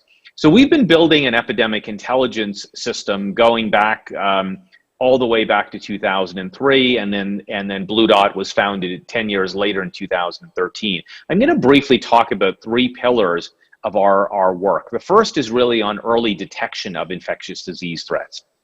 Obviously, you can't respond to a threat if you're unaware of it. And the second pillar is really to try and understand, well, what does that threat mean? What is its potential for dispersion and spread? And if it does spread, what kind of impact might it have? Will it trigger another outbreak, or will it just remain, an illness in one traveler? And then finally, we have all the raw materials we need to be able to disseminate or spread knowledge around the world faster than an outbreak can spread. And this is ultimately what we're going to need to do in a very interconnected and interdependent world to be able to stay in front of these types of threats. So let me just briefly talk about each of these 3 pillars in a fairly high level here this morning. First of all, I want to talk about surveillance and detection of infectious disease threats. Now, what we've been working on is using our data scientists and our data engineers have been working to gather and extract and organize infectious disease data that's reported on what are called notifiable diseases, measles and mumps and other types of diseases around the globe, and organize and structure this data. But we've also learned that in many instances, there may be outbreaks occurring that are not being reported officially from the public health agencies, either because they're unaware, or maybe perhaps there are disincentives to sharing this information early on. And so ultimately, there are opportunities for us to be using some of these unofficial sources of information to gather timely knowledge of potential outbreaks. So our data scientists have worked with our veterinarians, our physicians, and other health experts to basically build out a series of algorithms that are looking for early signals of outbreaks of everything from plague to Lassa fever to even syndromes of respiratory illnesses like we saw with COVID-19. We're doing this in 65 different languages every 15 minutes around the clock, and scanning for news of outbreaks involving over 150 different diseases and pathogens. Using machine learning and natural language processing, we're able to eliminate information that's of low relevance. Maybe it's something about the heavy metal ban anthrax not being about an actual outbreak, or eliminate duplicates of the same story that may be reported in different venues. So we're using these types of tools to take vast amounts of unstructured data and organize it and structure it in a way that really exceeds what a human team would be capable of doing. This would not be something, you would need a very, very large team of individuals to be able to do this work. And so this really augments human intelligence to have that global panoramic view of infectious disease activity. Now, knowing that there's an outbreak there is not enough. We know that these types of pathogens can jump across continents and international borders in hours or days. What we've been building is our GIS and geography experts have been building out spatial models. That blue pin there is the location of the market in Wuhan where the original cases of COVID-19 were reported. Using data from hundreds of millions of anonymized locations of mobile phones, as well as other types of GIS models that take into account road networks and physical boundaries, mountain ranges, bodies of water, etc., to identify how travelers might move from that location to neighboring airports and what's the probability that they would go to a particular airport.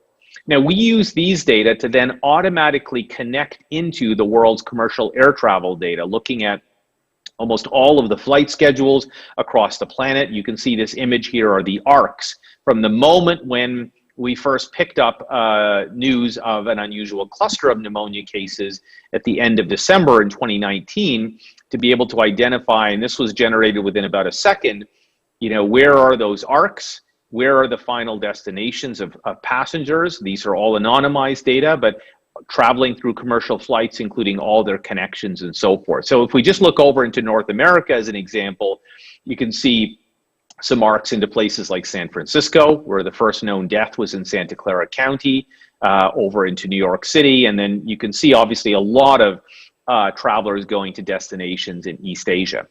And as Professor Kim mentioned, we were quite concerned about this. And in late December, in part because it had many echoes of the SARS coronavirus outbreak, with the emergence in an animal market and being an unusual respiratory illness. We published this study even before it was recognized that this was a coronavirus, and identified some of the leading cities that we would be concerned about this virus showing up in, particularly if we were just seeing the tip of the iceberg. Maybe the outbreak was actually much larger than the official case counts would identify.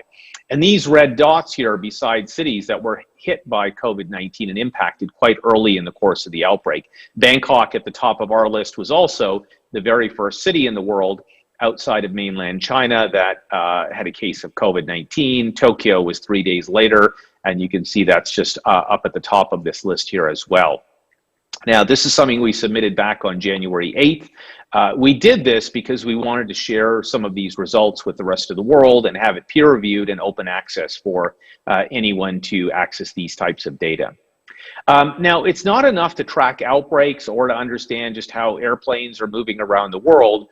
Every single microbe behaves differently. Zika virus is very different than COVID-19, which is different than Lassa fever or measles.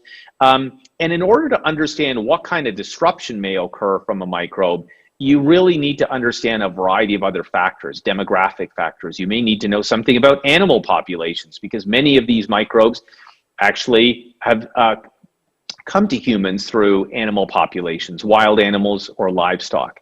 You may need to know about mosquitoes and other insects that can transmit disease, climate conditions, health systems capacity. And so it's the integration of many of these diverse data sets that allow us to then look at these individual microbes to try and get a sense of what sort of impact they may have. I'm just going to give you one example. This is well before COVID-19. Of this study we published in The Lancet in early 2016. This was before Zika had been declared a public health emergency. And so what we used here was looking at the climate conditions, the biology of a mosquito, and having to understand those conditions, how travelers were moving out of areas in Latin America, and recognizing that Zika virus was spread by humans carrying the virus and infecting mosquitoes in the destinations that they went to. What we identified here was that Florida was receiving large volumes of travelers from areas where the virus was likely circulating, had the mosquito present, had the suitable climate conditions. And so this was actually identifying the outbreak that occurred in Florida 6 months before it occurred. So these are some ways that we can integrate diverse types of data to anticipate how outbreaks will spread. Now, the last piece I will just say before concluding here is that one of the real challenges that we face is being able to disseminate knowledge quickly. And the scientific literature is a very important way of disseminating knowledge, but as a professor, I can say it's not always the fastest way, especially when you're dealing with a crisis. Typically, when an outbreak occurs, it's the public health community that first hears about it. And then, again, as a practicing physician, I can say it's often the healthcare community that hears about this next. And that's problematic because sick patients don't go to the public health department, they show up in the emergency department. And we hope that our frontline healthcare workers will actually be able to recognize a disease that maybe they've never seen or heard of before. But of course, that's not always the case, and that is a key vulnerability. The information then typically trickles down to the private sector, to the public. But this sort of waterfall approach is not really the ideal way to be disseminating knowledge. When we say we're all in this together, we ultimately really need a system that can empower different audiences, government and branches of government, the private sector. So we work, for example, with public health agencies, with departments of defense and security and agriculture, but with airlines and airports and other private sector organizations that are looking to anticipate disruptions in business continuity, protect their employees and customers, but also hospitals for the reasons that I mentioned before, to empower the triage nurse, to empower the doc in the emergency department, to be thinking about a microbe right at the moment that they need to be aware of it and thinking about it, not just for their own benefit, for their own safety and for the patient's safety, but remember that an astute clinician could literally stop an outbreak in its tracks, and a clinician that's unaware and distracted, like many of us are, because of the volumes of patients that we're seeing, could also be the part of the catalyst for an outbreak that occurs that could cripple an entire city. So I'm going to wrap up here and just say, leaving you with this quote from Frank Zappa about information not being knowledge. And I think the key point I'd like to make here is that going from data to insights is really just part of the way. And ultimately getting from insight into action really requires partnerships. It requires engagements with a wide array of different organizations in the public sector, in the private sector, in the healthcare sector. And so these types of insights can be integrated into workflows so that when the crisis hits, everyone is ready to be able to respond appropriately. And this is ultimately how I think we build the kind of resilience we need, given that this problem of COVID-19, that this will pass too, but there are unfortunately more of these that will lie ahead in our future that we need to be prepared for. So I'd like to just end here and thank you again for inviting me to be a part of this discussion today. Thank you very much, Dr. Khan. It's a fascinating story of detection of infectious diseases. I guess the story of Blue Dot in detecting all these infectious diseases before the start of epidemic crisis will be remembered as really perpetually fascinating. We have, believe it or not, only 10 minutes left for the discussion, so instead of a free discussion, I guess probably we'll be just asking some specific questions for each panelist. But before doing this round of discussion, let me introduce our discussant, Dr. Christopher Chang, who is a managing director of Kakao Mobility, which is the leading mobility platform company in this country. Of course, he has a long profile of experience. Again, I recommend viewers just to check our website. He worked at all these famous companies, the Hyundai Motor Company, Samsung Electronics, Qualcomm, and NASA JPL as an expert on mobility and energy and other issues. Okay, just the floor is over to you. Okay, thank you very much, Dr. Kim. Let me first ask to Mr. Stryer. Thank you very much for your insightful presentation. So everyone knows NVIDIA has pioneered breakthrough innovations in the computing industry since its invention of GeForce 256 back in 1999. As you mentioned, with the silicon chips and software powering AI, more than doubling in performance every other year, how do you envision the future of AI-driven innovations? And also, what would be the hurdles for realizing it?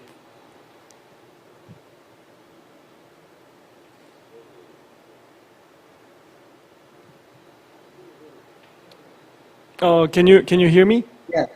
Yeah, I can hear you, but they had forced my mute. They just unmuted me. Sorry. So yeah, of course. I mean, the trajectory of innovation is incredible, and it will continue.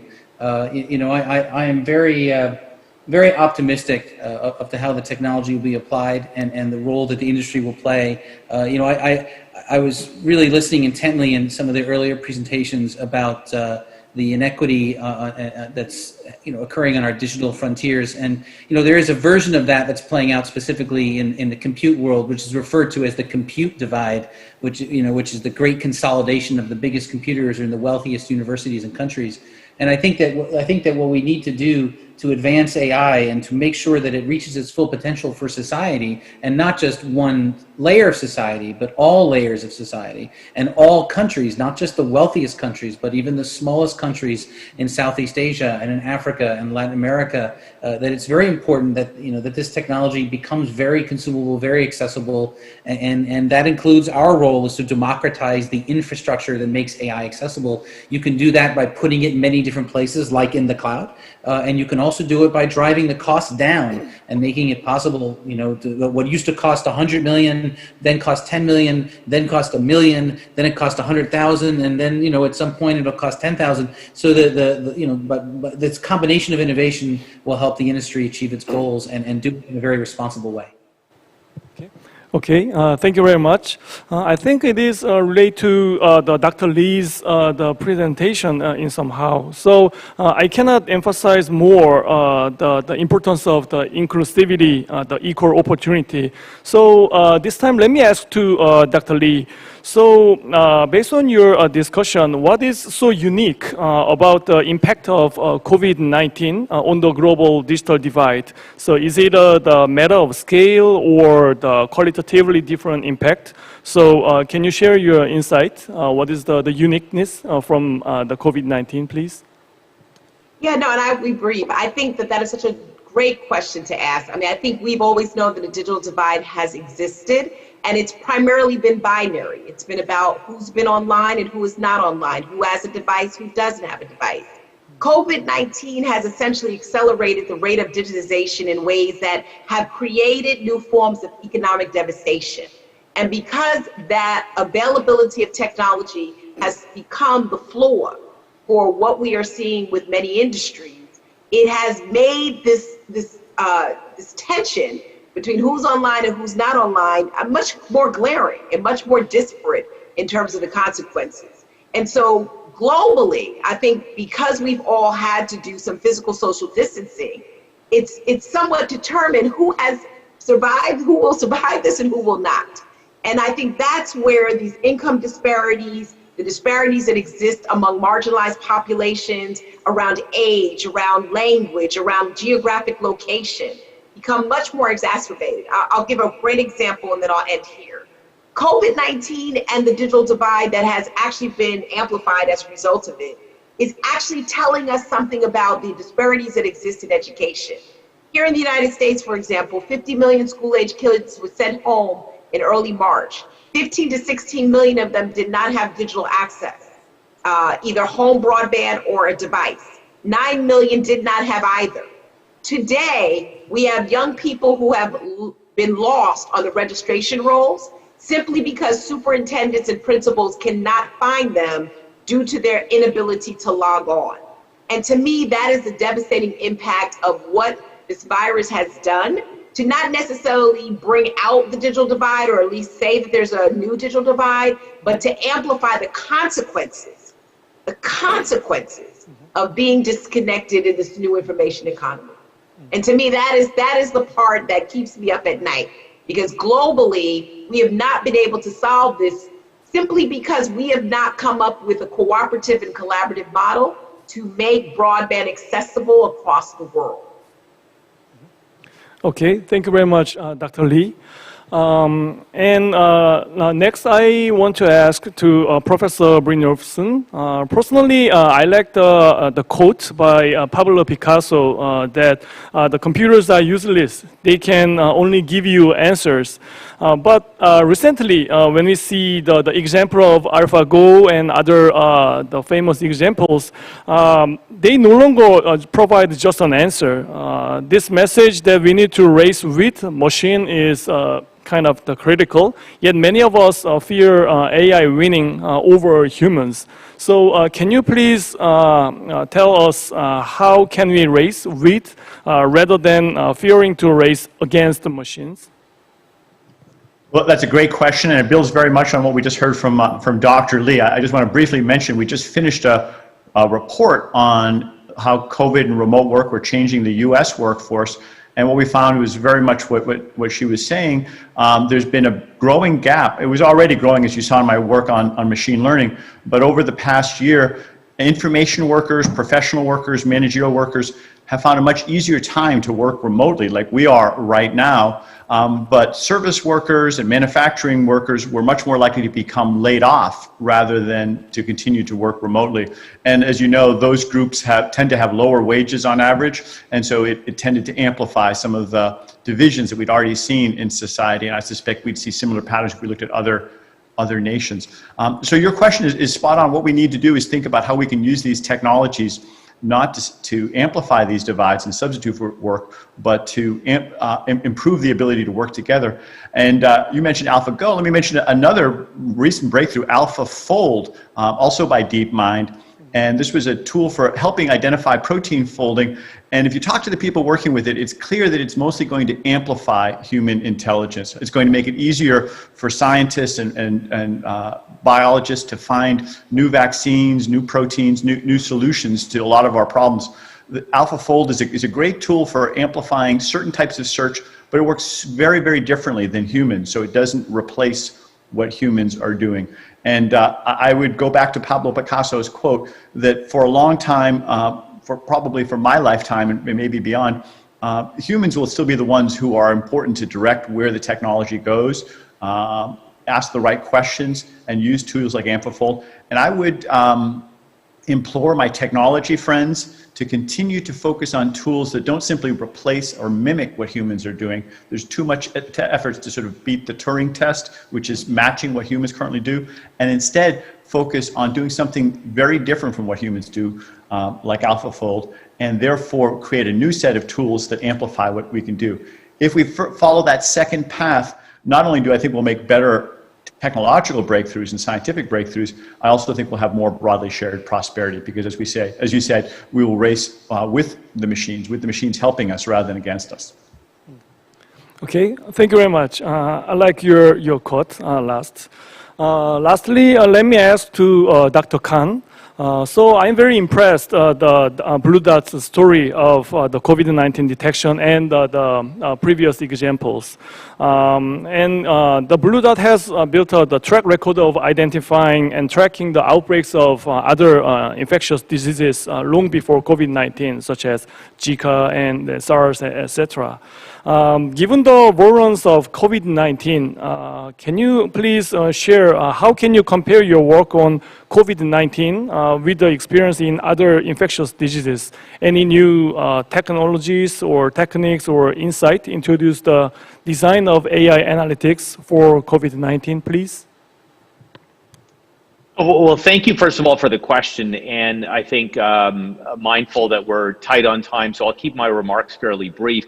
I think what I'll say is that there are certain aspects to epidemics and pandemics where there may be certain common elements, but in many instances, they're actually quite different from one another. As you can imagine, COVID-19 and Zika and SARS, et cetera, can be quite different. There are some common elements that I think we have learned over time and started to build up a platform on, which is detection of pathogens and being able to really pick up early signals that there may be an outbreak occurring in a certain part of the world, perhaps before it is more widely recognized.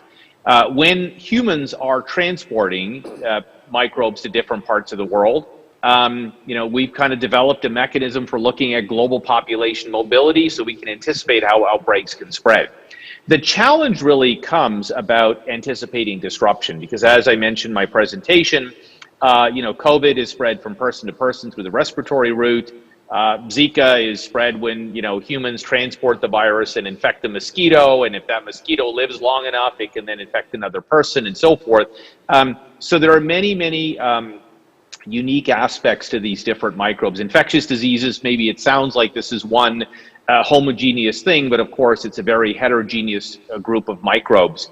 I guess what I would say is, just maybe picking up on one of the earlier comments, is that this is where we really see the need for human intelligence, and that machine intelligence can be augmenting human intelligence. When we are dealing with a new microbe that humanity has never seen before, we don't have a whole lot of data to actually develop machine learning algorithms. We have to actually resort to an understanding of biology and ecology of these microbes and taking subject matter expertise and using human intelligence to complement the tools we have with things like machine learning. So I just thought I would kind of leave on that particular note. This is how we've really built our organization. Veterinarians working alongside geographers and physicians and communications experts and so forth, and data scientists. And it's that complementary set of skills that are really critical in tackling some of these types of problems with newly emerging diseases that humanity has never seen before or encountered before. So I'll stop there and turn it back over to you. Okay, thank you very much, Dr. Khan. I really wish this pandemic will be conquered in the near future, but I look forward to your successful story in the near time too. Thank you. Thank you. Okay, thank you very much, Dr. Chang, leading the discussion. And also, I'd like to thank all our speakers for sharing all these great insights with us. Finally, we are almost coming to the end. As we know, digital innovations in this time of pandemic crisis are helping us to maintain our everyday life, keeping us safe, and also creating all the apps that keep us safe, and also accelerating drug discovery and helping vaccine development, therapeutics. So I guess there are so many issues and topics we can discuss forever as to the potentials of digital technologies for especially this increasingly non-contact society. But we have to wrap up this session. So again, thank you everyone, especially those watching from everywhere online, for the privilege of your time. And also, we just hope that everyone just takes care of yourself and also each other. Thank you very much.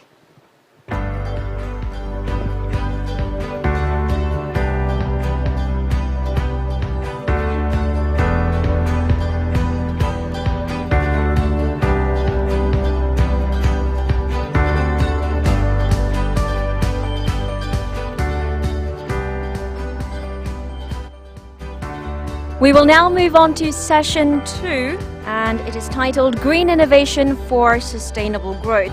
Now, this session structure will be similar to the previous session. We will have 4 rounds of 10-minute speeches, which will be followed by a 30-minute panel discussion.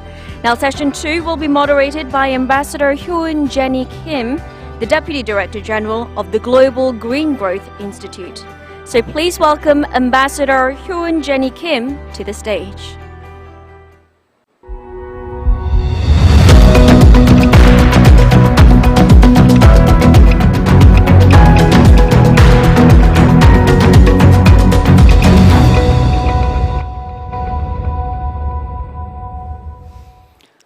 So good morning and good evening to all participants. My name is Hyun Jenny Kim, as introduced, and I am very pleased to moderate this session titled Green Innovation for Sustainable Growth, which is very timely and meaningful because particularly Korea has recently announced a series of green commitments. In July, the government rolled out its Green New Deal plan. In October, declared net zero by 2050 commitments. And just 2 days ago, also announced national strategy to implement how to achieve net zero commitment. The year of 2020 is surely dominated by COVID-19 pandemic. The Collins Dictionary picked up the word lockdown as the word of 2020. However, we should not forget natural disasters happened this year as a consequence of climate change. The world is witnessing growing number of mega wildfires and superstorms, which brings about huge damage to people's life and economy. Therefore, both COVID-19 and climate change are global challenges, seriously warning from the nature to human beings that we should make transition toward decarbonization and sustainable growth with a strong sense of urgency. Therefore, in this session, we will exchange innovative ideas how to ensure post-COVID-19 recovery more sustainable and greener. The prospect of coronavirus vaccine has boosted hope to end this pandemic probably next year. However, global challenge of climate change still remains with us. Therefore, what innovative actions can we take to achieve carbon-free, pandemic-free future earlier? So we have excellent speakers and panelists who will provide various ideas and perspectives representing different sectors. So Chairman and CEO Johann Schuel, who is Managing Director and co-founder of Next Kraftwerk, is connected. Hello, Johann. Can you hear me? Hello. Yeah, Yes, good. I can hear you. Good morning. Good evening, probably for you. And also, I have Executive Chairman Mark Udall from GreenSync. GreenSync is a global energy technology company. Hello, Mark. Can you hear me? Hello, Hello, Mark. Ambassador. Yes, I can. I can hear you well. Thank you. Great. Thank you for joining. And also, I have Mr. Vivek Pathak, Regional Director for East Asia and the Pacific from IFC World Bank Group.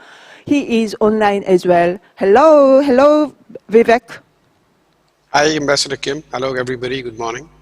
Great. And then finally, as a panelist, I have Professor Lee Jae-sung, Professor and Jangmone Cheol from the Division of International Studies at Korea University. He is in person next to me. Welcome, Professor Lee. And finally, I would like to mention that Marilyn Brown, Chair of the School of Public Policy at the Georgia Institute of Technology, he will be connected pretty soon. So let's hear presentations by speakers first. So I would like to give the floor to Johann first. As far as I understand, you are leading the company of virtual power trading and virtual power plant. Therefore, please share your story of green innovation, particularly in energy transition. Over to you. Yes, thank you very much. Please let me share my screen with you. I hope you can see my screen right now. Yes. Perfect. So, a very early good morning from Germany. So it's 3 o'clock in the morning right now here in Germany, and it's pretty quiet around me. So it's in the middle of the night. And waking up in the middle of the night and talking about the biggest challenge of human being in the 21st century, that is the climate change right now. So I'm pretty happy for the invitation and talking about that. So thank you very much, first of all. In my presentation, I'm going to talk about nothing else, as I said, as the biggest challenge of the human being right now. And this is a major threat. That is what we all know for us. So CO2 emissions are coming up over the years, and we are right now facing the climate crisis. And we already know that we have to do something against this. And you already mentioned this in your first presentation. You said also Korea right now is going towards a Green Deal, as we also do that in the European Union and Germany. So we are also always and all going towards 100% renewable energies by 2050. And this is going to be a great challenge for us. So how that going to work, and how this, how we going to face this? And this is really a good question for us. So right now we are just in the beginning of that journey. So if we look to how much renewable energies we have worldwide as a share of the generated power, we see that we are just at right now 20% to 25%, and we worldwide want to go over 60%, and you mentioned it, we also want to go to over 90 or to 100% renewable energies in some of the countries, and I think this is really needed.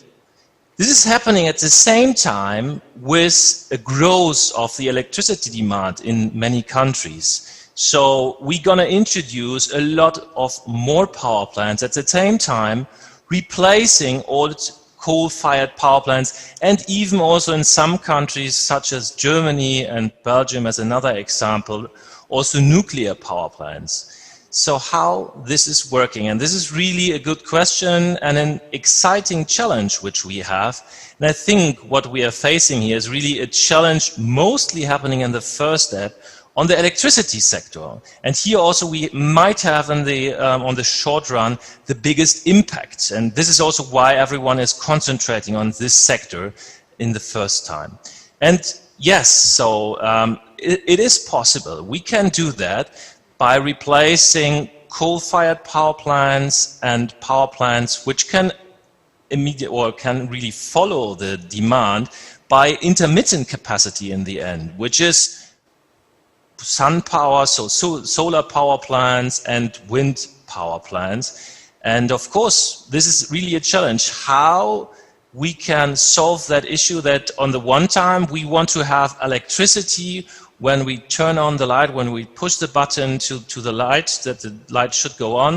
And at the same time, the wind is generating when the wind is blowing, the wind power plants, and the solar power plants are just generating power when the sun is shining. So we need to find a solution how to fill that gap. And this was really one of the ideas, or that was the founding idea of Next Kraftwerke. So we said we need to face that challenge, and we already started with the idea 10 years earlier and introduced the first virtual power plant in Europe. And this was really the idea to fill that gap and to find a solution to control not any longer 1,000 power plants, which we used to have in the 1990s years in Germany and all over Germany. Right now, we already have more than 1.5 million in Germany. So how can we control them? And this is really the solution for that is a virtual power plant. So we connect all these decentralized power generators with remote control units and connect them centrally to our dispatch center, to our virtual power plant. And this is really an idea of various technologies. And if you think from a business point of view, you really have to think about what flexibility you want to integrate first. And then you're facing the merit order of flexibilities and thinking about the cheapest flexibility first to integrate. Otherwise, it's going to be too expensive for you. And for Germany, we integrated in the first step biogas power plants and backup capacities. So today we have a virtual power plant consisting out of 10,000 power plant within average power of almost 1 megawatt. So we have almost 10 gigawatt of aggregated power within our power plant, and almost 2 gigawatts are engines, gas-fired, biogas-fired engines and backup capacities to provide flexibility for the power market, especially for ancillary services. So we provide so-called AFR and MFR and FCR capacity. So this is this is kind of a flexibility product for the grid operators. Once they have frequency problems in the grid, we offer flexibility and offer supply of power, or even we extract power from the system on a short notice. So within 30 seconds, we can react with thousands of power plants within seconds to stabilize the grid. And this is, let's say, one part of the solution which we offer. So we have a lot more power plants which we are integrating, such as also as the intermittent capacities itself. So we also have integrated a lot of sun and solar power plants and also wind power plants to connect to the market, because also they are not only causing the problem, but also are part or should be part of the solution. So we can control wind power plants and solar power plants, and at the same time, and maybe in the first step even more important, knowing what they are doing and predicting very precisely for the next day and for the next hours how much power they produce, and then maybe react with these assets, so ramp them down if it's needed, or then also reacting with other assets on the market. What is really important for us here is that we introduce kind of a power market, so a liberalized power market, which can then, where we can react on price signals, that we have the possibility that innovations are allowed. And this is what we see right now in Germany and Europe, that power markets are liberalized, going to be more and more liberalized in all these markets, going to be harmonized. This is also very important, that we do not have single power markets, but that we can, let's say, match forecast errors in Northern Europe with forecast errors in Southern Europe, that there is not, let's say, single power markets, but one bigger power market. And this is very important for us. Another technology which I, on my last slide, would like to highlight for you is a power-to-gas technology, which is also part of our virtual power plant. And I would say, very significant for the long-term deviations of demand and supply. So we believe that if we really have problems, and we call that in German Dunkelflaute, so that is the word for we do not have any solar power plants and no wind power plants available at the same time, how we gonna match and how we gonna fill this gap if this lasts for 1 or 2 weeks and we do not have any longer conventional power plants. So facing really the problem of 100% renewable energies. And for this, I think, power to gas is today the solution. This is not on the merit order of flexibilities, not the cheapest flexibility which you could integrate today, but it is a flexibility which is really needed in the mid and long term, because we do not have a better technology right now to really store on the longer term a really big amount of flexibility. And we already have that in our virtual power plant connected.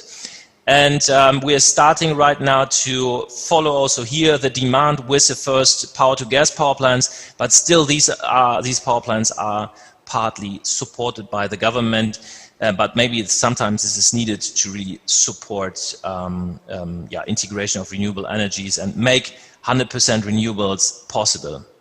I'm really looking forward to have a great discussion with you on this global challenge, and thank you so far very much for being with me. Thank you. Thank you, Johan, for sharing your wonderful business story. Still, there are people who believe that 100% renewables electrification is too ambitious. We have a long way to go, but just from your presentation, I can feel that we have enough technology to achieve 100% renewables. So thank you very much for sharing the story. And next, I'd like to invite another speaker representing private sector. So Mr. Mark Udall from GreenSync. Mark, as an entrepreneur, investor, and leader in energy transition, please share your success story through your business. Over to you. Thank you very much, Ambassador. Let's hopefully have this come up. Hopefully everyone can see the screen. Well, many thanks to the organizers of this interesting conference for inviting me to speak on green innovation for sustainable growth. I'm delighted to be part of this panel and to have a very good discussion after we've made our presentations. I'm going to speak to you today about a similar subject to that of Jochen, but it's the next evolution of that. And my initial comments are going to be focused around what is happening here in Australia. I'm speaking to you from Sydney. Australia is without doubt the canary in the coal mine, if you would pardon the pun. We have here in Australia the greatest distribution of rooftop solar in the world by a significant margin. In some of our Australian states, the percentage of houses that now have distributed energy, solar and batteries, is in excess of 40% of all dwellings. Now, that is in some ways fantastic, but it does cause some problems, which we'll talk about in a moment. But it's not stopping at 40%. We are continuing to expand even in those high penetration states, as well as other states that are maybe at 30 or 20% penetration. The country as a whole is at 27% penetration of solar on roofs. And by 2030, in excess of 40% of electrical capacity will be behind the meter here in Australia, the highest in the world by far. That distributed energy consists mostly of solar and batteries, but increasingly will also include electric vehicles and other controllable devices. So how do you manage a electricity system with that high level of distributed assets behind the meter? We're already seeing some of the problems of that. There have been a number of extreme events in South Australia, as well as in Victoria, where the grid has not been able to respond to events in a way in which the traditional grid of a centrally managed grid would have probably done. So we have to come up with new systems, and this is going to become ever more apparent as the duck curve, something some of us may be familiar with, but it is a graphical interpretation of what happens to power demand during the day from the central system versus power that is generated at the local distribution network from the DERs on people's roofs. In South Australia, that is going close to zero in the middle of the day. In other words, there is hardly any need in the middle of the day for centrally generated electricity. In fact, there was an hour last month where the whole of South Australian demand was provided from solar, not from other forms, including wind, just from solar. And 70% of that supply came from rooftops. So we are seeing today the kinds of events that will become more apparent in other parts of the world. So Australia is having to think ahead and introduce new mechanisms to cope with the ever-increasing DERs on our rooftops. In order to do that control, certain parts of the country are introducing a compliance program. That compliance program will ensure that all new DERs are controllable by the market operator via the local distribution network. And that is a big red button. It's effectively a way for the market operator to control the resilience of the grid at extreme points of activity or inactivity. We have, for example, in parts of Australia, in the spring and in the autumn, negative pricing on our grid during the middle of the day to try and address this problem. And that negative pricing can go as high as $1,000 per megawatt hour negative. So people are getting paid to effectively turn off their equipment. But in order to do that, in order to have that controllability, you first of all need to see the assets, to have the visibility of those assets, to know where they are, what they're likely to do in different types of situation, what they can do, and who can do it. And then in a particular situation, you need to be able to control that asset. Now, I'm speaking from a compliance perspective, but the control can also be for VPPs, like Jochen was telling us about, that can respond to either wholesale price opportunities or grid resilient services like FCAS. And most importantly, you need to know what happened. Did those particular devices respond to an event? Did they respond quickly? Did they respond throughout the event, etc.? At GreenSync, we have developed a product called DEX, the Distributed Energy Exchange. We are an Australian business located in Melbourne, and we have been supported and funded by a number of Australian government agencies because this is a very important part of managing the Australian response to the high growth of renewables. In itself, a very good thing, but not without some challenges. What DEX does is it interfaces with all of the OEM vendors, the people who sell the technology that enables your rooftop solar, your battery to work. Typically, those are the inverter companies. There'll be some very familiar names to people here in the audience.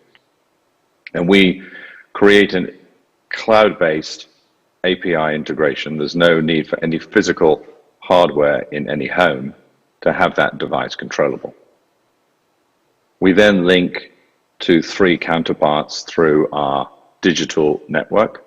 We link to the VPPs, who are typically here retailers, electricity retailers, who are looking to serve their customers and enable those customers not just to be controlled, but also to benefit from some of those opportunities.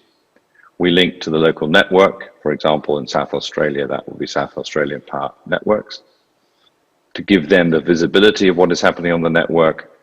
And we link to the market operator, in this case, AEMO, the regulator here in Australia, who has the control of the big red button, but also would like to have visibility.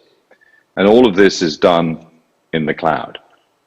We are able to manage hundreds of thousands of devices on this system, and we'll be able to roll this system not just out in South Australia, but in other states in Australia as and when they introduce compliance programs, which are expected sometime in 2021.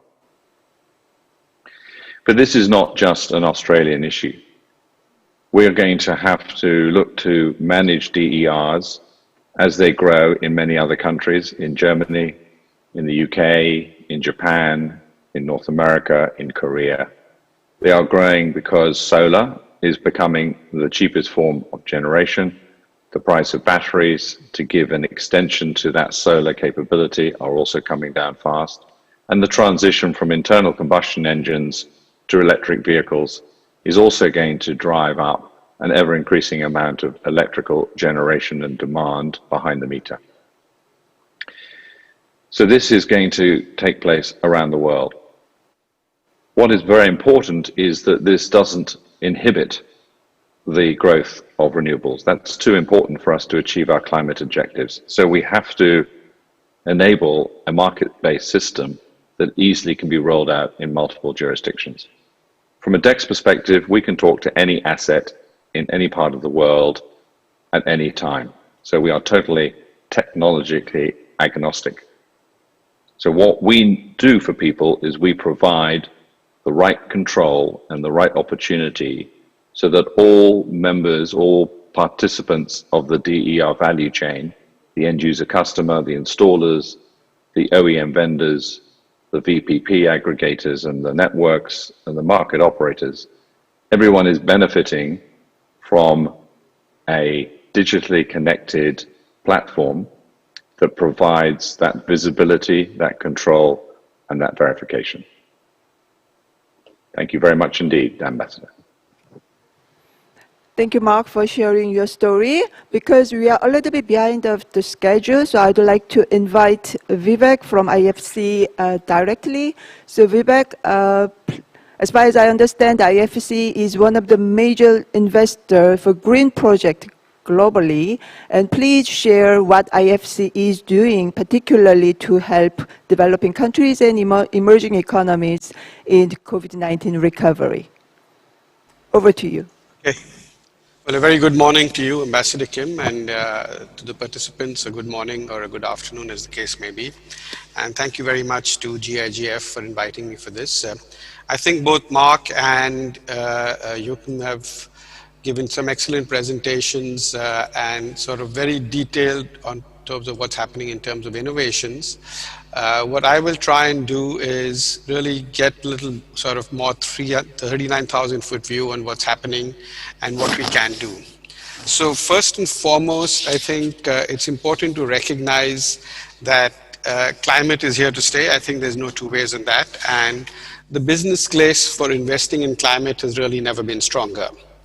And the reason I say that is over the years, there's always been, what are we really doing in climate? Is it financially viable? Is it sustainable? Or does it need a lot of subsidies? And the reason I say that is because we need to move away from actually treating climate or its solutions as sort of CSR or philanthropy and try and make it a lot more mainstream. So that's what I'll try and say. And I personally believe that if it doesn't make business sense and if it doesn't make financial sense, there should be other people who are doing it, and there's a lot of money which can go in there. And a big frustration over the years for people like me have been the entire disruptive technology space attracted billions and billions of dollars, whereas some very good climate solutions at the same time, I think, were being starved for capital. But fortunately, that's changed. I think people recognize the importance, and people have recognized very clearly that there is money to be made in climate, and I'm hoping that will result in a lot more capital flowing into the space.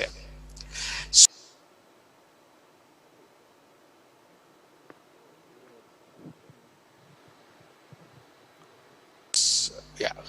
So how much money is needed for this entire space? I think had it not been for COVID-19, the numbers that have been given to me are between now and 2030, we would need, I think, close to $28 billion in long-term finance for the infrastructure space. But another space which needs a lot of capital really is the entire city space or the construction industry, because they're saying that about 2.5 billion people will migrate or will be added to cities between now and 2050. And almost, I think, 70 or 80% of them will be in Africa and in Asia. So clearly a huge opportunity there for us to collectively build all these new cities or sort of the new construction that happens in a climate-friendly manner. And there is really, we have a great tool called EDGE, which is basically a green building tool for emerging markets. And we really hope that even if 80% of it can be built, I believe it should be 100% there. Now, when you try and do green buildings, the first question I get from my clients is it more expensive? And I said, yes, it's more expensive. And then you have to make a business case of why should you do it? And the business case is very clear for people like us, is a green building will have a lot more value than a brown building 5 years from now. So do you want to construct an asset which is going to be lower in value or invest a little more? And the good news also is that payback periods for green buildings have been coming down. I think payback periods for green buildings, which used to be 4 or 5 years, depending on the country, the location, the payback periods are now down to 2 to 3 years. So it really makes business sense. In fact, I just think it's bad business sense, in my view, to do what I call brown buildings. So that's clearly one area where I think that we can be doing a lot more, and we should. Now, when you also look at the current landscape, when you look at the buildings around you, most of them are old buildings. And at least in Asia, where I live and which I cover, buildings are not, you don't bring down a building and reconstruct it every 10 to 12 years. In a lot of our countries, Indonesia, Malaysia, Philippines, India, buildings stay on for 15, 20, 30, 40 years. Now, a building that was constructed 25, 30 years ago is probably a huge source of greenhouse gas emissions directly or indirectly, in the amount of energy they consume, uses of water, how they manage their waste, so on and so forth. So the other opportunity, huge opportunity out there is how do we decarbonize some of these existing assets? And we recently did a loan to a company in Thailand called Asset World Corp, which is a part of a very big conglomerate, Khun Charon's conglomerate. And they're, I think, amongst the largest real estate and tourism companies in Thailand. And our thinking was, in addition to ensuring that all their new construction is green, we would like to work with them to decarbonize their existing assets. So when they're retrofitting or when they're sort of repairing an existing asset, how do you make it green? So it's something we've started, but I do hope this will take off in Asia, because I think this is another really big opportunity for us. Now, clearly, 2 or 3 things that we need to focus on. Asia being the largest emitter of greenhouse gases. The responsibility is a lot more on us in Asia on what we do. Even if we can argue that a lot of the products that we produce in Asia are consumed by other continents. Nevertheless, so I would say that, like I said earlier, the needs are huge, and that should hopefully attract a lot of the private equity firms and the banks and the institutional investors. The needs are huge. Like I said, the amount we need for climate far surpasses, I think, what is available today. So how do we really get that? So 3, 4 things is what I'd like to talk about is. One is a few of the new opportunities that are emerging. Second is how can we de-risk them? And third is who are the new sources of investors? So let me start from the last. There's a lot of need today. The challenge I think we all face is there are no real standards. There are so many different green bond standards across the world. Countries have their own standards. ASEAN has their own standards. the EU has, everybody's got different standards. So one of the things I think we should really be focusing on is what constitutes a green bond, and try and ensure that that's consistent across markets. What constitutes a blue bond? That's something we're very keen to work on because it's a blue economy, which I'll talk about in a minute. What constitutes a green loan or a blue loan? What constitutes green equity? So I think a lot of work needs to be done on that, on how do we have common taxonomy and harmonizing standards. And I think I'll just deviate a minute, but harmonization of standards is even more critical now when different countries are still struggling with what's the right vaccine, what's the right test for COVID. Different countries have different tests available. And that causes a lot of confusion to the average person like me who might want to try and travel one day at some point in time. So that's one thing I think that we can collectively work on with the different institutions. I'll also talk about sort of two other big emerging areas. One is I talked about green buildings and sort of the city space which will emerge. The second is the blue economy. And the blue economy, we don't realize, but it's easy for us to see pollution in the air and see we're breathing it, and we understand that's not good for us. But the blue economy is actually putting poison into our food chains, is putting poison into water, and unfortunately we're not able to see it because, as we all know, that plastic waste from rivers eventually gets into the seas, into the oceans. Once it gets into the oceans, it gets into fish, it gets into plant life, it gets into water, and all that then eventually comes back into our ecosystem, which is our own bodies. And that's something I've taken a very sort of personal view on and very passionate about. So the entire blue economy, then you have the fisheries, which are impacted by that. There are almost 60 million people who work in fisheries and aquaculture. And seafood is important for almost 3 billion people around the world. So, I'm told the number that the oceans are contributing to the global economy are about 1.5 trillion. And that amount will probably double by 2030, according to the OECD. And about 8 million tons of plastic are dumped into the ocean every year. So we really need to work on that. And there are different ways. One is clearly more recycling. So we recently worked with a client of ours in Thailand, Indorama Ventures, provided them $300 million for recycling PET. They're the largest producer of PET. So for recycling that, so that's one way. But we also need to try and see, and personally, if I go somewhere and something is served to me in a plastic straw, I just take out my own metallic straw. So we all have to do a lot on our own, but reduce the use of plastics, and where you cannot sort of cannot recycle, or we also need to then figure out a way on how do we manage the waste. You can't let the waste be going into rivers and getting into the oceans. So clearly a lot needs to be done because, as we've seen, the impact plastics can have on our health and biodiversity is huge. And the price to pay for that will be immense as we go along here. The other challenge really, I'll be very brief on this, is sustainable infrastructure. I think in Asia we keep talking about it. According to the ADB, the gap between now and between 2017 and 2030 was about 26 trillion, and about half of that, almost half of that in power and the rest in water, transport, telecoms. But that need is still there, and we're falling behind on that.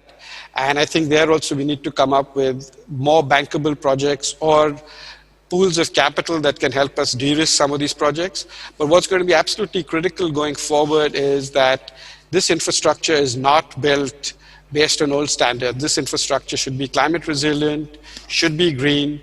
Otherwise, it's going to be money down the tube as far as I'm concerned. So let me conclude by saying a lot needs to be done. This is a space where we need help from everybody, all the stakeholders. It's just not the private sector. We need governments, we need the private sector, we need the public sector, and most importantly, we need the common man to understand.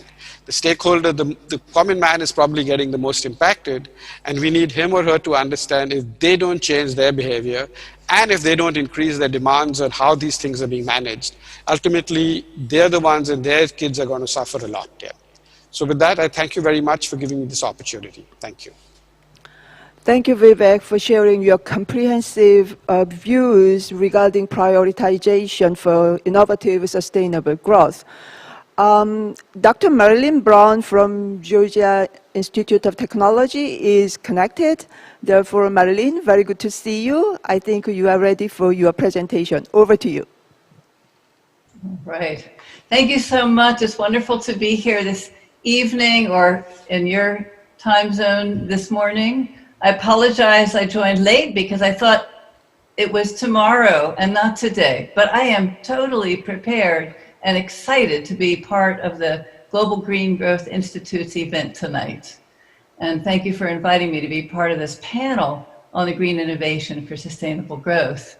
Just as context, we all know that the temperatures across the globe are warming, and this year has been a particularly difficult one already in the United States with forest fires and hurricanes, rising sea levels, drought and flooding, and more. So we are needing to come to grips with the climate challenge. We all know that human activities, especially the emissions of greenhouse gases, are the dominant cause of these events.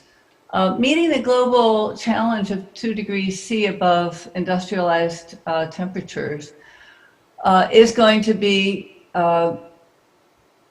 require rapid action across the globe. We all look to the Paris Accord. I'm so pleased that President-elect Biden has committed to rejoining the Paris Agreement, which I call the first pivot here in this diagram from the IEA.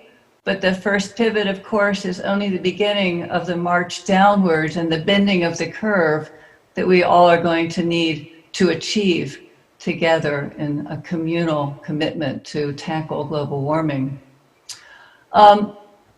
Globally, the power sector is leading the way, and I've been hearing a lot of that in this session's discussions so far, leading the way toward decentralizing our energy sector. Across the globe, from the statistics here from the REN 21 latest global status report, you can see that wind power, solar, biopower, and geothermal are growing as renewable electricity resources in addition to hydropower. Of course, you know, in that set of renewables, we have several of them that are intermittent and difficult and challenging to manage, to orchestrate on the electric grid. It was much easier when it was hydropower and biopower and geothermal because they're dispatchable. But now we're turning to the much more sustainable, the cleaner, but the more challenging intermittent resources, wind and solar photovoltaics at 6% and at 3% of our current electricity generation globally. Solar photovoltaics in particular are dominating the renewable power additions lately. Globally, you can see here the rise of solar photovoltaics, mostly utility scale solar, but also rooftop solar and distributed solar. At first, 2015 or so, we saw the mark. Marilyn, I'm Yes. sorry for interrupting you, but I don't think actually you share your slide with us. Oh, wow. My goodness. Now it's coming. Right. Great. Yes, please go on. Please go ahead. Are Now you- we can look. Yes, the slide is on the screen now. All right, so sorry about that.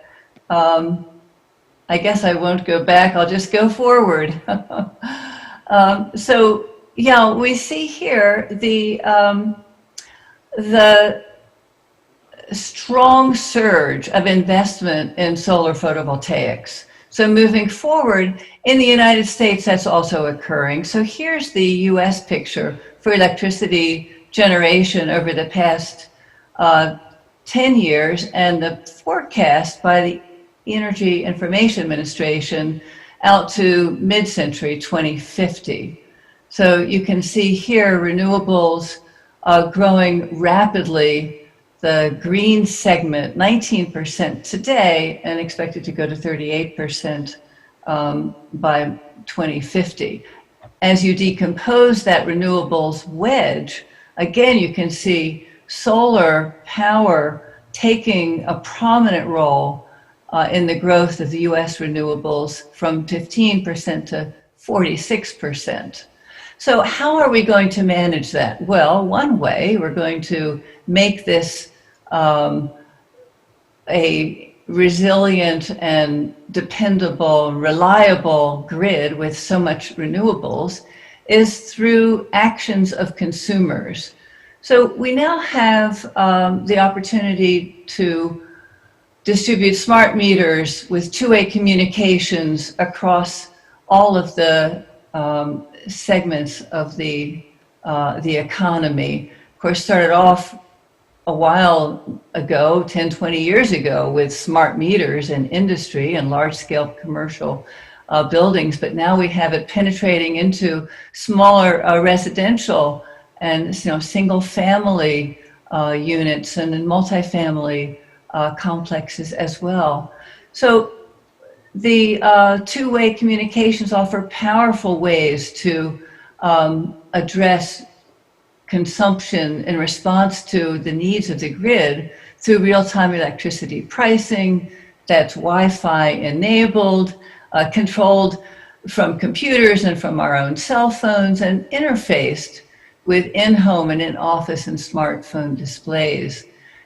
This is a case where we are not just managing our consumption, but we're also managing the services that our energy is delivering, such as the comfort and the services of within our buildings. I did an analysis a couple of years ago of the cost competitiveness of renewables in the United States relative to fossil fuel alternatives. And you can see going from left to right, as you move up the curve, using a measure called the levelized cost of new electricity, that onshore wind, utility scale solar, and natural gas are just about going head to head, however you measure them, in terms of their competitiveness for delivering that next megawatt of electricity. And on the right, you have biomass, coal, nuclear, all receding into much less competitive zones. Across the entire array here, I've superimposed the measure of how much you can get and what it costs to save electricity. So the green band is the band of energy efficiency, and it indeed outcompetes all of the supply options. So by far the best investment, if you want to try to manage your energy resources, is to be more efficient about how you use them. So now we have a very complex energy ecosystem with these distributed resources in terms of new intermittent renewables, microgrids, and other types of generation superimposed on ways that we can manage our demand through microgrids, with distributed storage, through energy efficiency investments. And one of my favorites is demand response. So here we have messages being sent by the utility operator indicating when there is a particular need for demand to be reduced. And so demand response will pay for consumers to manage their consumption and to be rewarded through price signals. Transport is there too. You see that little electric car. So that car is going to have its recharging managed through smart systems as well. Not only is it going to be consuming at smart times, but it may also be providing ancillary services to the grid. It can provide storage and frequency regulation, voltage control, and can be part of the solution as well. So the future is going to be this type of a more distributed energy ecosystem with many different types of consumption and efficiency and demand side responses. It's happening. We're seeing in the United States a shift to distributed resources. We've got a lot of gigawatts of solar capacity, meaning rooftop solar. We have millions of electric customers already supplying power back to the grid, mostly from renewables. We have wholesale and utility demand response programs where customers are electing to participate, to accept time varying rates for their consumption, to be able to respond when the utility is faced with high costs. And we have quite a bit of combined heat and power. In fact, this is the largest distributed resource at the moment in the US, which is where mostly industrial users not only consume energy for managing their industrial operations, such as pulp and paper mills, but then they also use the waste heat to generate electricity, and on site are able to essentially provide power free of charge and at with no pollution. So the last example, of course, is electric vehicles with charging cycles that are now being managed. So here's a picture of what our grid is moving toward, with so many distributed resources on it. Very challenging to manage it, but a much cleaner, low carbon system of electricity, where we're merging our transportation and our power needs into a system that's mutually advantageous. If the cleaner the electricity, the cleaner are our electric vehicles. It doesn't make any sense to run electric vehicles on coal-based electricity. Once you've moved to renewables, electricity-driven vehicles are essentially pollution-free. So a vision of the future is, we've got the technologies in place. They're known. We can operate them, but we don't have the business models, and we certainly don't have all the policies in place that are needed to develop the full potential of these technologies. We need new business aggregators, new entities set up to try to pull together the distributed demand of multiple consumers and prosumers, offering offering their electricity back to the grid and storing it and being able to be a source of resilience as well. Prosumers will be key to the green innovation movement. They're becoming, consumers are becoming producers. They're prosumers.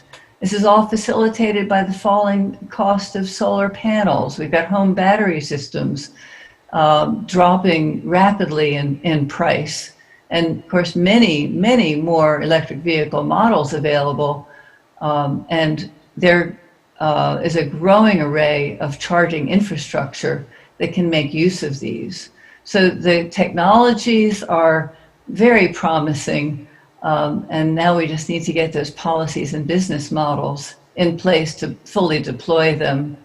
So now is the time to be a first mover in clean energy. This is true for our governments and for our business sector. And I look forward to talking about this some more during our time on the panel. Thank you. Thank you, Marilyn. Thank you for speakers for your very visionary, however, very practical, innovative solutions.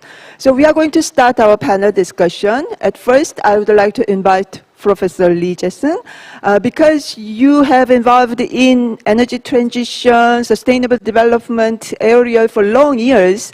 I think you have many comments to our previous speakers, or questions, or something to add. So Professor Lee, over to you. How many? We are actually under a very tight time constraint. So yes, I mean, if you can finish within 5 minutes, it will be very appreciated.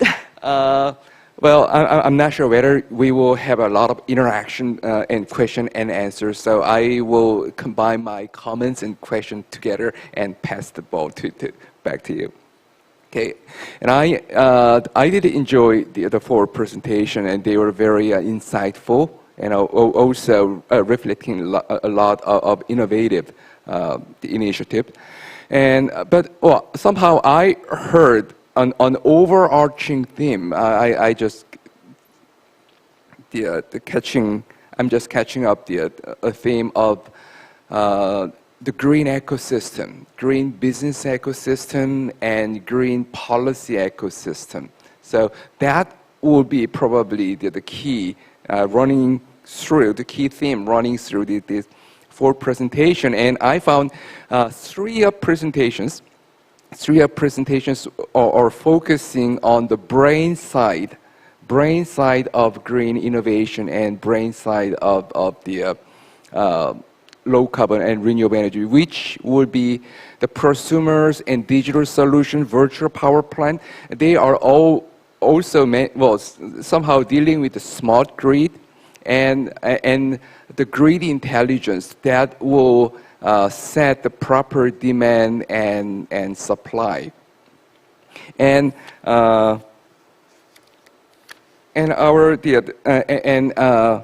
the Vivek's presentation focused on our cardiovascular system, which is the blood, and blood is money. So financing, so how to enhance green financing. I'm very happy. I'm very happy to see that our discussion is moving. Vis-a-vis a couple of years ago, we've been talking about we have to do this, and solar, wind, but we are kind of moving toward the next generation. We are talking about the intelligence. We are talking about the brain, nerve system, and cardiovascular system of the green ecosystem. So I think we are truly in a way to advance our initiative and big move toward the carbon neutral. But maybe one brief comment per each for time purpose. First, in a reverse order, for Marilyn, was I did enjoy your well kind of summarized the presentation. And yes, I do agree that the prosumer is becoming more and more important. But maybe at some point, we should decide. Yes, well, there can be a different kinds of prosumer, and residential sector, industrial sector, and also their size. So how to differentiate and how to integrate these different the prosumer will be the key challenge for grid integration and grid intelligence. And for Johan's the presentation was for an ambitious target of carbon neutrality, and I like your ideas, your initiative of virtual power plant, and of course that will reflect the German energy vendor, the long experience of energy transition. But oftentimes I'm thinking that indeed carbon neutrality is good, but oftentimes when we are focusing too much on the target itself, and we may miss some kind of hidden carbon footprint or sometimes water footprint. So that will be one the policy, the challenge. But actually the virtual power plant idea should be based on a perfect kind of market liberalization, grid integration, regulatory harmonization, which are going on in Europe nowadays. But actually, especially in terms of price setting, that would need a lot more communication between utility company, the government regulatory agency, and the actual kind of a technology company like yourself. And on the mark, yes, indeed, certainly the digital solution is extremely important and have to provide a constant the signals and order, the compliance system. But I'm curious how this kind of the inverter based control system can be connected with energy storage system, ESS, and also in drawing a compliance from the participant, the small producers, either kind of price incentive or other kind of the policy incentive might need to be supplemented. And lastly, for Vivek, yes, indeed, the cardiovascular, the blood running, and there are a couple of agencies like, well, certainly World Bank, but GGGI, GCF, and ADB, they are working on this kind of project. And also,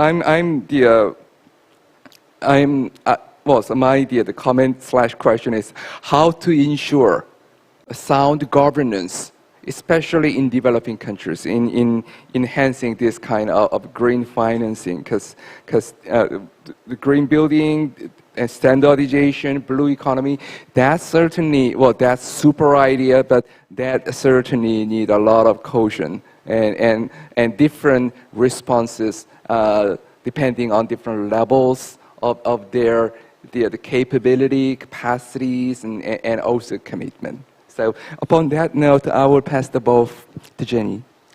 Thank you very much, Professor Lee. So I think speakers, you must have responses to the comments and questions raised by Professor Lee. So first of all, I'd like to invite Vivek, if you can respond to the questions regarding particularly sound governance in green financing by the Professor Lee.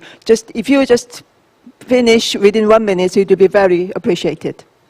Sure. So I think thank you so much, Professor Lee. And clearly, this is a big challenge today: is how do we have sound governance and harmonized standards, and how do we ensure that greenwashing or blue washing or impact washing is not taking place? And I don't think this is the solution. Is not going to come from one institution or another. This has to be a group effort. And just to share with you all that, starting January, I'll be moving to a new position with IFC as our global head of climate and sustainability. And that's one of the things I really want to take on there, is to work with institutions, groups like the G20, the G7, the World Economic Forum, and different the BIS, and really come up with standardized guidelines. We can have different standards. We can give people time to reach certain standards. You can't expect everyone to be at a gold-plated standard from day one, but we absolutely need standards that are comparable. Otherwise, investors start getting confused. When investors start getting confused, they do not put money where they should be putting it. So I think it's paramount, and I would love to have a side conversation with you all at GGIF to see how you all can support this initiative. Thank you very much. Thank you, Vivek. And Mark, I think you have answers to the question raised by Professor Lee.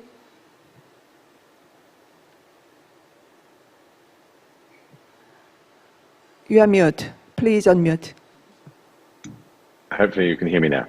So very quickly, Professor, thank you for your questions. From a technical perspective, these are integrations that happen through the API of a OEM vendor to the API of the DEX platform. So everything is done in the cloud. There's no requirement for a physical connection or physical piece of equipment. So that enables a very scalable and affordable implementation of this type of technology. The second question, which I think is fundamental, is how do you incentivize users? And it has to be a carrot and a stick. So in Australia now, there is a compliance requirement, but also that comes with benefits. If you comply, instead of being limited at a much smaller amount of exports, say 2 kilowatts for 100% of the time, a homeowner can have 5 kilowatts for 95% of the time, and only in those extreme conditions is their capacity to export reduced below that 2 kilowatts. So that is the effective carrot or benefit to people who respond. I think there's a very important point that Marilyn brought up, but I'd like to maybe test it, which is, yes, it's important we have prosumers, but actually if this doesn't work for everybody, it won't work. It has to be easy. It has to be automatic. It has to happen in the background. And it's not, I don't think, about people looking at their smartphone to see when is a time to run their dishwasher. That's not scalable. What will be scalable is the people who are in this day-to-day, the retailers, will provide economic incentives to take control of people's assets at very important times of the day and they will give an economic benefit to that individual of $100 or $150 a year to say, for those few hours of the year, I want to control your battery or your solar. It will not be done by people looking at their smartphone. Thank you, Mark. Now I would like to move to Johan. Yes, as Professor Lee mentioned, actually a lot of integrated efforts and collaboration must be necessary in order to make virtual power plant work, as you presented. So you must have your responses to Professor Lee. Please go ahead. Yes, thank you very much. And thank you very much, Professor Lee, for your good questions. I can just link my answer to what just Mark mentioned, to is really a consumer, a household consumer reacting on price signals and putting their washing machine on. This is, in the end, the question of what is the best flexibility to use at what point in time. We have so much opportunities, and my answer to your question, Professor Lee, would be we need to have a competition of opportunities, so an opportunity competition of flexibilities, and therefore we need a market. We have so much opportunities to use to integrate renewable energies, and therefore to boil down that flexibility towards a possible where we can react on, we need to have price signals and markets which bring these price signals towards the household customers, maybe, but in the first step to industrial customers who can react and provide flexibility in the first step a lot easier. I think the first 25% of renewable energies, that was quite easy to integrate, with still 75% of power provided by conventional power plants, bringing the flexibility into the market. The next 25 or up to 100% renewables, this will be the real challenge which we are facing, and therefore we need open markets. We are facing more than millions of producers in just a small market as Germany. And so we need to kind of control all of these, and this is best done by a market. A market provides also the opportunity for new innovations, such as virtual power plants, and so innovations then bring the solution, because Marilyn is right.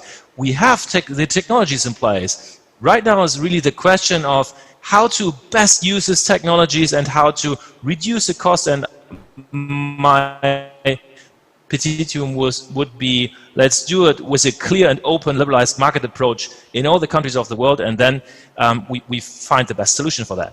Thank you. Thank you, Johan. And finally, I would like to invite Marilyn in responding to the question by Professor Lee. Marilyn? Over to you.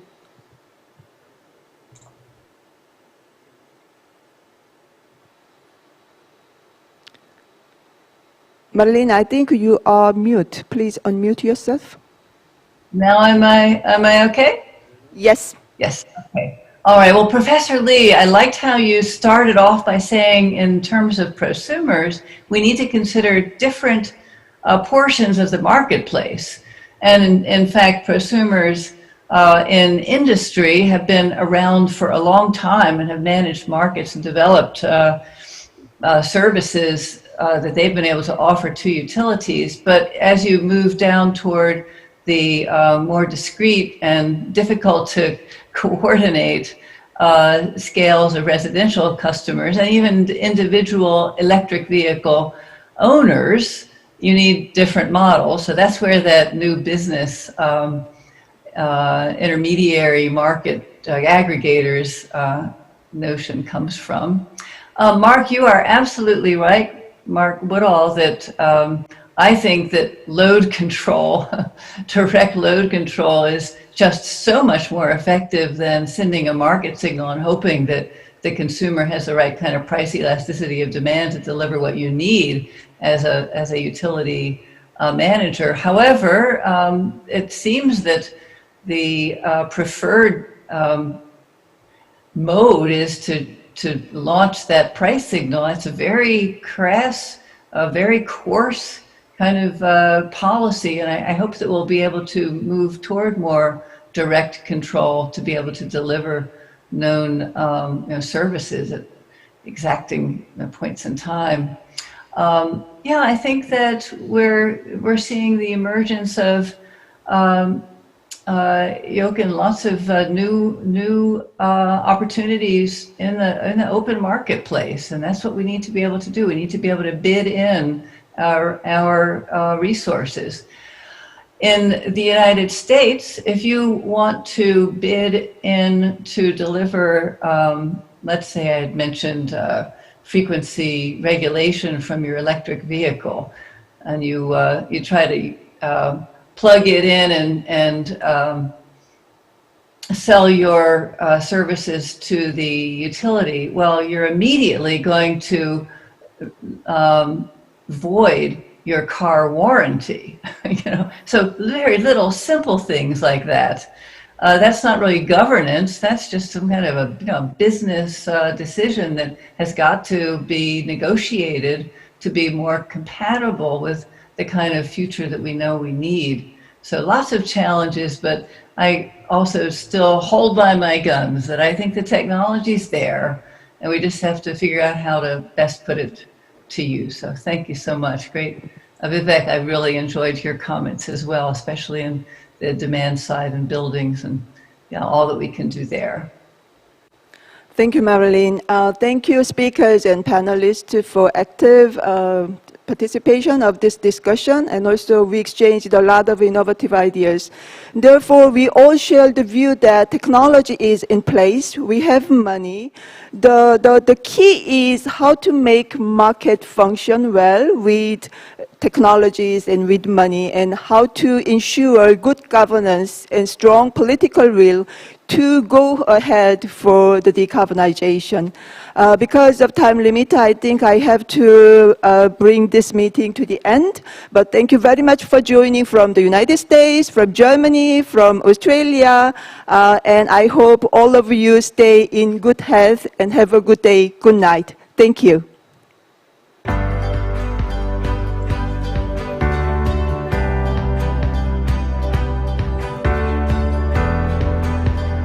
Thank you very much. And with that, we will wrap up day one of the Global Innovative Growth Forum 2020. Once again, thank you very much to all participants, including speakers, presenters, moderators, and panelists, and of course, our audiences around the world for joining us. We hope the forum has been useful and that it has provided you with valuable new insight. Now, tomorrow for day two of GIGF 2020, we will commence at 9 a.m. Korean Standard Time. During session 3, we will discuss the prospect of the global ecosystem as well as the roles of startups in the post-COVID-19 era. And the topic of discussion for session 4 will be partnerships with startups to promote innovation in developing countries. For more information, please visit our official website at www.gigf.kr. Once again, thank you very much for joining us, and we hope to see you again tomorrow. Thank you and goodbye.